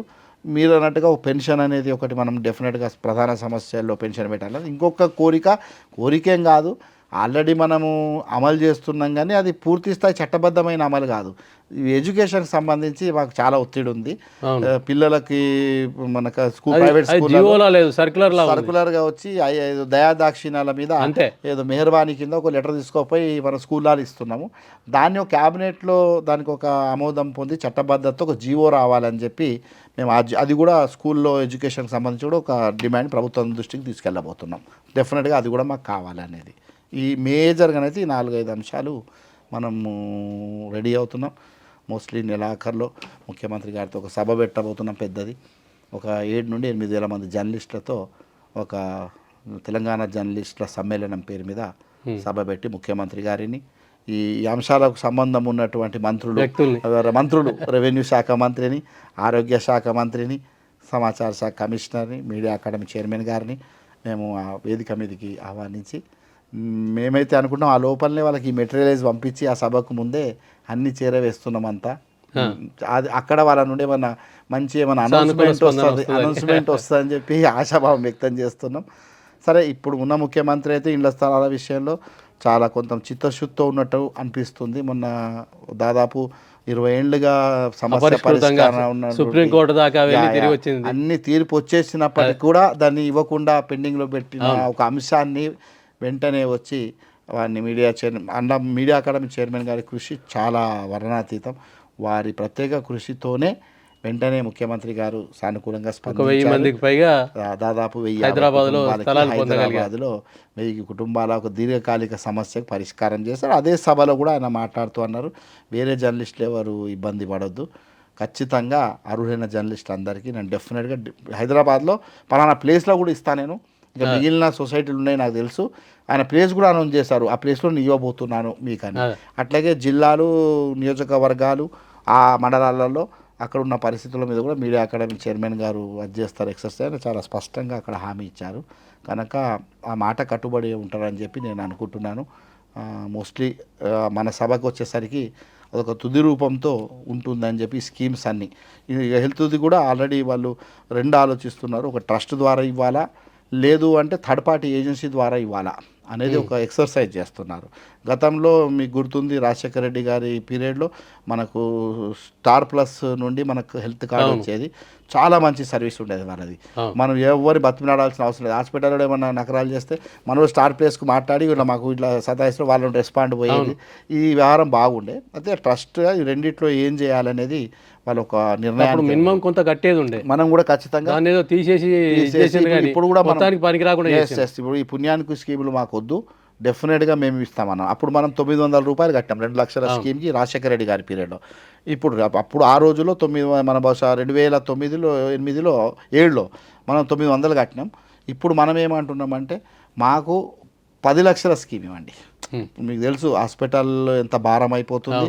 చిన్నగా ఏమైనా వ్యాధి వచ్చిపోతే డయాగ్నోస్టిక్ల పేరు మీదే 2 లక్షల రూపాయల బిల్లు వేస్తున్నారు. కానీ డయాగ్నోస్టికే ఇంకా ట్రీట్మెంట్ స్టార్ట్ కాకముందే. కనుక ఒక 10 లక్షలు మినిమం ఉండాలి జర్నలిస్ట్కి. జర్నలిస్టు భార్య, 2 పిల్లలు, వారి మీద ఆధారపడ్డ 2 తల్లిదండ్రులు, అత్తమామలు, వాళ్ళకి 6గురికి స్కీమ్ అమలు చేయాలి. ఒక 10 లక్షలు మినిమం ఉండాలనేది మన యూనియన్ కోరుతుంది. దాని మీద కూడా ఎక్సర్సైజ్ అవుతుంది. మోస్ట్లీ అది కూడా ఫైనలైజ్ కావచ్చు. ఇప్పటికే శ్రీనివాసరెడ్డి గారు మీడియా అకాడమీ చైర్మన్ వారు కొంత ఇన్సూరెన్స్ కంపెనీలతో కొన్ని కొటేషన్లు కూడా తెప్పించారు. ఎంత అవుతుంది అనే ఒక ఎక్సర్సైజ్ చేస్తున్నారు. మాకు 10 లక్షలు కావాలి, ఎంత ప్రీమియం జర్నలిస్ట్ నుండి తీసుకోవాలి, గవర్నమెంట్ ఎంత భారం ఎంత భరించే అవకాశం ఉంటుంది, ఇది కూడా తుది రూపం దాల్చే అవకాశం మోస్ట్లీ ఉంటుంది. అంటే హెల్త్, ఇళ్ల స్థలాలు డెఫినెట్గా గవర్నమెంట్ నుండి అయితే మనకు పాజిటివ్ సంకేతాలే కనిపిస్తున్నాయి. మరి చూద్దాం ఇది ఫలితాలు ఎంతవరకు ఉంటాయి అనేది. అంటే TUWJ పరంగా జర్నలిస్టులను మోటివేట్ చేయడానికి కానీ, మీడియా అకాడమీ ద్వారా చేయడం ద్వారా కానీ వాళ్ళకు ఒక శిక్షణా విధానం, అంటే జర్నలిస్ట్ అంటే కొన్ని నియమాలు కలిగి ఉండాలి, కొన్ని పద్ధతులు కలిగి ఉండాలి అనేది ఏదైనా చెప్పే అవకాశం ఉందా? శిక్షణా తరగతులు నిర్వహించే అవకాశం అంటే గతంలో నిర్వహించే క్లాసులు, అది క్లాసులు అనే పద్ధతికి వేరే ఉండేది. రావాలి, ప్రధానంగా స్పీచెస్ ఇవ్వాలి, వెళ్ళిపోవాలి, బహిరంగ సభల్లాగా చిన్న జరిగేటి. అంటే శిక్షణ అనే పద్ధతికి అది సరైన రూపం కాదని నాకు అభిప్రాయం. అయితే మీరు అన్నట్టు తెలంగాణ రాకముందు కనీసం ఉమ్మడి రాష్ట్రంలోనే శిక్షణా తరగతులు బాగా జరిగాయి. ఖచ్చితంగా జర్నలిస్ట్ వస్తే 2 రోజులు అది చలికాలమైనా బ్లాంకెట్లు తెచ్చుకొని ఆ రూమ్లో ఉండి ఇంట్రెస్ట్గా పడుకొని, నేను మెదక్ జిల్లా అధ్యక్షుడు మీకు గుర్తుంది, ఎన్ని శిక్షణా తరగతులు పెట్టినా శ్రీనివాసరెడ్డి గారు అప్పుడు మీడియా అకాడమీ చైర్మన్ 2 రోజులు జిల్లా పరిషత్ హాల్లో కింద నేల మీద పడుకునేటోళ్ళు. అంటే ఆ సీరియస్నెస్ ఉండేది. తర్వాత ఎట్లా అయిపోయిందంటే మీరు అన్నట్టు రాజకీయ సభలు అయినాయి. వస్తారు, ఎవరో అమాత్యులు వస్తారు, రాగానే హడావుడి చేయడం, చేసుకోక 4 ప్రసంగాలు చేయడం, లంచ్ చేయడం, 6 క్లోజ్. సీరియస్ లేదు, అది జరగలే. కనుక శ్రీనివాసరెడ్డి గారు చాలా సీరియస్గా మళ్ళీ పూర్వవైభవం తీసుకురావాలి, శిక్షణా తరగతులు మెటీరియల్ తయారు చేస్తున్నారు, మంచి మెటీరియల్ ఇవ్వాలి. ఎలక్ట్రానిక్ మీడియా, ప్రింట్ మీడియాకి సంబంధించి తొలి శిక్షణా తరగతి ఎక్కడికెళ్ళి స్టార్ట్ చేయబోతున్నారంటే బహుశా త్వరలోనే ట్రైబల్ రిపోర్టర్స్కి, ములుగు జిల్లాలో ట్రైబ్ రిపోర్టర్స్కి వారు శిక్షణ కార్యక్రమానికి శ్రీకారం చుట్టబోతున్నారు. అట్లా మేము కూడా మా యూనియన్ నుండి చాలా జిల్లాల్లో కొంత ఉత్సాహం ఉన్న శాఖలన్నీ డెఫినెట్గా 2 రోజులు మేము ఉంటాము, 2 రోజులు మేము అరేంజ్ చేస్తాము అనే వాతావరణంలో ముందుకు వస్తున్నారు. అట్లా 2 రోజులు గతంలో ఎట్లా జరిగినాయో తెలంగాణ రాకముందు పూర్వవైభవం తీసుకురావాలి, ఆ శిక్షణ ఇవ్వాలి, తర్ఫీదు ఇవ్వాలి అనేది ఒక ప్రాసెస్. కేవలం మీడియా అకాడమీని ఆధారపడకుండా ఇది భవిష్యత్తులో ఇలాంటి తర్ఫీదులు చాలా అవసరం. ఎందుకంటే మీడియాలో రోజు రోజుకు మార్పులు చాలా మార్పులు ఉన్నాయి. ఈ మరి అకాడమీలు ఎవరి పాలసీలు ఏ ప్రభుత్వం ఎట్లుంటాయి తెలియదు. కనుక మన యూనియన్ భాగస్వామ్యంతో Andhra Pradesh working journalist union TUWJ భాగస్వామ్యంతో ఒక మీడియా ఎడ్యుకేషన్ ఫౌండేషన్ ఇండియా మెఫీ అనే ఒక సంస్థను ట్రస్టీ చైర్మన్గా శ్రీనివాస్ రెడ్డి గారు, మేనేజింగ్ ట్రస్టీగా దేవులపల్లి అమర్ గారి నేతృత్వంలో మెఫీ సంస్థను ఏర్పాటు చేశాం. అది బహుశా 6 ఏళ్ల పైనే అయింది ఆ సంస్థ ఏర్పాటై. దానికి కొంత ఒక సైట్ కూడా ఒక డోనర్, ఒక జర్నలిస్ట్, ఒక డోనర్ ఆయన మంచి స్థలాన్ని కూడా ఇచ్చారు. 1 ఎకరం అనుకుంటా, కొద్ది తక్కువ, వారు మొయినాబాద్ దగ్గర. అక్కడ ఈ మెఫీ నుండి ఒక మంచి రేపు భవిష్యత్తులో ఒక భవన నిర్మాణం చేసి ఒక ట్రైనింగ్ ఇన్స్టిట్యూట్, పీజీ డిప్లొమా, ఆ ట్రైనింగ్ ఇన్స్టిట్యూట్, ఒక పీజీ డిప్లొమాస్ ఇవ్వాలి. ఎప్పటికప్పుడు దానికి జర్నలిస్టులకు సంబంధించి, ప్రధానంగా జర్నలిస్టులకు, వాళ్ళ పిల్లలు ఉత్సాహం ఉన్న వాళ్ళకి, కొత్తగా మీడియాలో మంచి లక్ష్యంతో మీడియాకు వచ్చే ఉద్దేశంతో వస్తున్న వాళ్ళకి అక్కడ మంచి తయారు చేయాలి, మంచి ఉత్తమ జర్నలిస్టులాగా వాళ్ళకి శిక్షణ ఇవ్వాలి. అట్లాగే సెమినార్లు పెట్టాలి. ఓన్లీ జర్నలిస్టులకు శిక్షణ కాకుండా మెఫీ ద్వారా కరెంట్ టాపిక్స్లో అసలు వాస్తవాలు ఏం జరుగుతున్నాయి కొంత అవేర్నెస్ ఇవ్వడానికి సెమినార్స్ పెట్టాలి జర్నలిస్టుల కోసం అనేది మెఫీ అనేది ఒకటి ఆల్టర్నేటివ్ పెట్టుకున్నాం మనం. దాన్ని కూడా మేము ఈ మధ్యనే సమావేశమైన దాన్ని కూడా ఫుల్ యాక్టివ్ చేయాలి మెఫీని. ఒక పూర్తిగా ఈ ప్రభుత్వ దాని మీద మనం ఆధారపడకుండా భవిష్యత్తులో మెఫీ సర్వీస్ కూడా జర్నలిస్టులకు ఉండబోతుంది. అంటే డిప్లొమా అనే విషయంకి వచ్చేసరికి చాలా సంస్థలు జర్నలిస్టులకు శిక్షణ ఇస్తున్నాం, వాళ్ళకి సర్టిఫికేట్ కోర్సులు రకరకాలు నిర్వహిస్తున్నాయి, సర్టిఫికేట్లు ఇస్తున్నాయి. వీళ్ళు అక్కడ పోయి చదివింది లేదు, ఆ పరీక్షలు ఏం రాస్తున్నారో కూడా తెలియదు. ఆ పరిస్థితిని నివారించే అవకాశం ఏమైనా ఉందా? 100% మీరు చెప్పినట్టుగా నామినల్గా ఏదో అడ్మిషన్ రోజు కనిపిస్తున్నారు, మళ్ళీ సర్టిఫికేట్లు తీసుకునేటప్పటికే పోతున్నారు. ఇప్పుడు జరుగుతున్న జర్నలిజం శిక్షణ తరగతులు అన్నీ అట్లాగే ఉన్నాయి. ఈవెన్ ఉస్మానియా యూనివర్సిటీలో కూడా నేను చూస్తే అటెండెన్సే ఉండదు మీకు. చాలా సందర్భాల్లో ఏదైనా సెమినార్ జరిగితే జర్నలిజం పిల్లల్ని ఇన్వైట్ చేద్దాం సెమినార్ లాగా వెళ్తే ఒక్కడు కనిపించాడు మనకు. హెచ్ఓడీలను అడిగితే వీళ్ళు సార్ ఏడొస్తారు రెగ్యులర్గా, వాళ్ళు ఏదో ఎగ్జామ్స్ వచ్చి రాసుకుంటారు అని చెప్పినట్టు. ఇక అట్లా అంటే వాళ్ళకి ఇంట్రెస్ట్ లేదంటే నిర్వహించే వాళ్ళకు లేదు, శిక్షణ పొందే వాళ్ళకి లేదు, 2 రకాలుగా లేకపోవడం అనేది. గతంలో ఎంత ఇంట్రెస్ట్ అంటే మేము ప్రొఫెషనల్కి వచ్చినాక కూడా రచన జర్నలిజం కాలేజ్లో పీజీ డిప్లొమా కోర్సులు ఉండేటివి. ఒక 6 నెలలు ఆ కోర్సులు ఇచ్చేటివి. మేము 6 నెలలలో గజ్వెల్కి వచ్చి రెగ్యులర్గా ఉదయం బస్సు ఎక్కి ఆర్టీసీ బస్సు, రాత్రి క్లాసులు అటెండ్ చేసుకొని మళ్ళీ రాత్రి వెళ్ళి ఆర్డినరీ బస్సులో గజ్వేల్కి వెళ్ళే పరిస్థితిలో అట్లా 6 నెలలు ఆ కోర్స్ అయ్యేంత వరకు సీరియస్గా ఇక్కడికి వచ్చే పరిస్థితి ఉండేది. ఇప్పుడు అది లేదు. అంత ఏమంటాం, అది హడావిడి జర్నలిజం అంటారు. ఇది హడావిడి ఎక్కువనే, కానీ అంశం లేదు అందులో, మెటీరియల్ లేదు అందులో, వాస్తవికత లేదు అందులో. కనుక మీరు అన్నట్టుగా దాన్ని కూడా సీరియస్నెస్ చేసి అవసరమైతే మెఫీ అనుకుంటున్న లక్ష్యం ఏంటంటే అక్కడే వాళ్ళకు ఒక హాస్టల్ లాంటి ఫెసిలిటీస్ కూడా ఇవ్వాలి భవిష్యత్తులో, అక్కడే ఉండాలి వాళ్ళకి. ఆ కోర్సులకు చదివి మంచి తర్ఫీదుతోనే వాళ్ళు బయటకు తీసుకురావాలి అనేది మెఫీ ఆలోచిస్తుంది. అక్కడ ఇవ్వడంతో పాటు ఎవరైనా ఇంట్రెస్ట్ ఉన్న వాళ్ళు ఉంటే ఖచ్చితంగా మెఫీ ఆ జిల్లాల వాళ్ళని ఆహ్వానించి మేము రెడీ ఉన్నాము అంటే మెఫీ ఫ్యాకల్టీని తీసుకెళ్తుంది, బాధ్యత వాళ్ళే, ఫ్యాకల్టీ భారాన్ని వాళ్ళే మోస్తారు, ట్రాన్స్పోర్ట్ భారాన్ని వాళ్ళు తీసుకురావడం అంతా. జస్ట్ అక్కడ వాళ్ళకి అకామిడేషన్, వచ్చిన వాళ్ళకి భోజనం పెడితే సరిపోద్ది ఆర్గనైజేషన్. దానికి మెఫీ ఎప్పుడు సిద్ధంగా ఉంది. ఇప్పటికీ మేము తెలంగాణలో ఒక 7-8 ప్రాంతాల్లో మెఫీ ద్వారా శిక్షణా తరగతులు నిర్వహించినాం. ఆంధ్రప్రదేశ్లో కూడా బహుశా ఒక 2-3 ప్లేస్లలో మెఫీ సంస్థను నిర్వహించినట్టుంది. మెఫీ సంస్థ ఇంకొకటి ఏం చేయబోతుందంటే, ఈ ప్రైవేటు, సరే గవర్నమెంట్ జర్నలిజం కాలేజీలు పెద్దగా అంత పనిచేస్తారు, కొంత ప్రైవేటు కొన్ని కళాశాలల్లో జర్నలిజం కోర్సుల మీద కొంత ఉంది. అది ఆ వాళ్ళతో కూడా ఆ ప్రైవేట్ జర్నలిజం కాలేజీతో కొంత టైఅప్ అవుతుంది.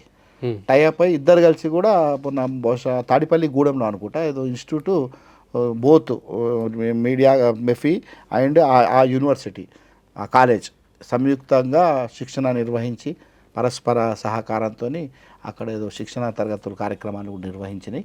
ఇక్కడ కూడా ఉస్మానియా యూనివర్సిటీతో కావచ్చు, లేక ఇంకా ప్రైవేట్ సంస్థలతో కూడా వాళ్ళకు కూడా కొంత అలర్ట్ చేసి మెఫీ వాళ్ళలో కూడా అట్లా ఎట్లా ఉండాలి శిక్షణ అని నేర్పబోతుంది మెఫీ. అంటే ఇప్పుడు ఆధునిక సాంకేతిక పరిజ్ఞానం వచ్చింది, ఏఐ టెక్నాలజీ వచ్చింది, ఇవన్నీ రకరకాల ప్రభావం చూపే అవకాశం ఉంది. ఈ దశలో కొత్తగా జర్నలిజంలోకి రావాలనుకునే వారికి మీరు ఇచ్చే సూచనలు, సలహాలు ఏంటి? ఇప్పుడు జర్నలిజం అనేది ఒకటి దృష్టిలో పెట్టుకోవాలి, ఈజీ మనీకి ఇది మార్గం అయితే కాదు, వ్యాపారం కాదు, ఇది వ్యాపారము కాదు, వ్యాపారం అస్సలు కాదు. ఇప్పుడు వస్తున్న కొంతమంది వాళ్ళు అజ్ఞానంతో వాళ్ళు ఏదో దీని మీద ఒక అభిప్రాయాలు పెట్టుకొని, అంటే దురభిప్రాయాలు పెట్టుకొని ఎట్లా దీనివల్ల ఈజీ సంపాదించవచ్చు, ఈజీ మనం డెవలప్ కావచ్చు, శ్రమ లేదు, మనకు వచ్చే గౌరవం దొరుకుతుంది అని ఎవరైతే వస్తారో మూర్ఖత్వం. బెదిరియవచ్చు, అడ్డదారుల్లో మనం ఈజీగా మన ఇంటికి వచ్చేస్తుంది జేబుల్లో అనేది, అది చాలా మూర్ఖత్వం అని చెప్పి వాళ్ళు అనుకోవాలి. అది ఎంతకాలం జైల్లో అలాంటి ఆగడాలు. ప్రజల్లో ఒకసారి తిరుగుబాటు వచ్చింది, ఎవరిని క్షమించారు ప్రజలు, కొంతకాలము చూస్తారు. ఇప్పుడు ఆల్రెడీ స్టార్ట్ అయింది. ఇస్నాపూర్లో ఒక దగ్గర పటంచెరు ఇస్నాపూర్లో ఒక చెట్టు కట్టేసి ఒక జర్నలిస్ట్ బట్టలు చింపి కొట్టారు. మరి ఇంకొక దగ్గర ఇసుకలో ఉరికిపిచ్చి పైన ట్రాక్టర్ ఎక్కించారు ఇసుక వాగుల్లోనే. ఇది ఒక చాలా తిరుగుబాటు అనుకుంటున్నాను నేను. డెఫినెట్గా తిరుగుబాటు వస్తుంది. రిక్వెస్ట్ ఏంటంటే మంచి మనస్సుతో గతంలో ఎవరైతే ఒక తులసి వనాల్లాగా జర్నలిజాన్ని కాపాడారు, గంజాయి వనాలు రావద్దు, తులసి వనం ఉండే అసలు ఒక లక్ష్యంతో ఇవాళ దేశానికి స్వాతంత్రం వచ్చినప్పటి మొదలు పెడితే సురవరం ప్రతాపరెడ్డి గారు లాంటి వాళ్ళు, షోయబుల్లా ఖాన్ లాంటి వాళ్ళు తెలంగాణ విషయంలో అద్భుతమైనటువంటి జర్నలిజం ఒక విషయం పోరాడిండ్రు. పొత్తూరి వెంకటేశ్వరరావు గారు లాంటి వాళ్ళు, నార్ల వెంకటేశ్వరరావు గారు ఉమ్మడి రాష్ట్రంలో, వీళ్ళు ఒక ఫేసెస్, వాళ్ళని ఆదర్శంగా తీసుకొని జర్నలిజం రండి. గతంలో పత్రికలు మీడియా ఎలాంటి రోల్ పోషించినాయో ఆ రోల్లో మేము కూడా భాగస్వామ్యం అయ్యే ఉద్దేశం మీకుంటే రండి. కానీ దీన్ని బతకడానికి జర్నలిజం అంటే మాత్రం ఆ వృత్తికి ఆ గౌరవాన్ని మీరు దెబ్బతీసిన వాళ్ళు అవుతారు, కలంకం తెచ్చిన అవుతారు అను రిక్వెస్ట్. దాన్ని అప్రతిష్ట పాలు చేయకండి మీడియాను. ఇదండి విరాహత్ అలీ గారు, journalism Telangana working journalist union అధ్యక్షునిగా పనిచేస్తున్న కాలం, ఇప్పుడు విలేకరులకు ఎదురవుతున్న వివిధ రకాల సమస్యలు ఇత్యాది అంశాల పరిష్కారం కోసం చూపాల్సిన మార్గాలు అన్నింటిపై వివరించారు. వారికి మనం ధన్యవాదాలు తెలుపుతాం. త్వరలో మీ ముందుకు మరోసారి మరో ప్రత్యేక వ్యక్తి లేదా ప్రత్యేక సంస్థతో మీ ముందు పరిచయం చేస్తాం. Real talk with AK.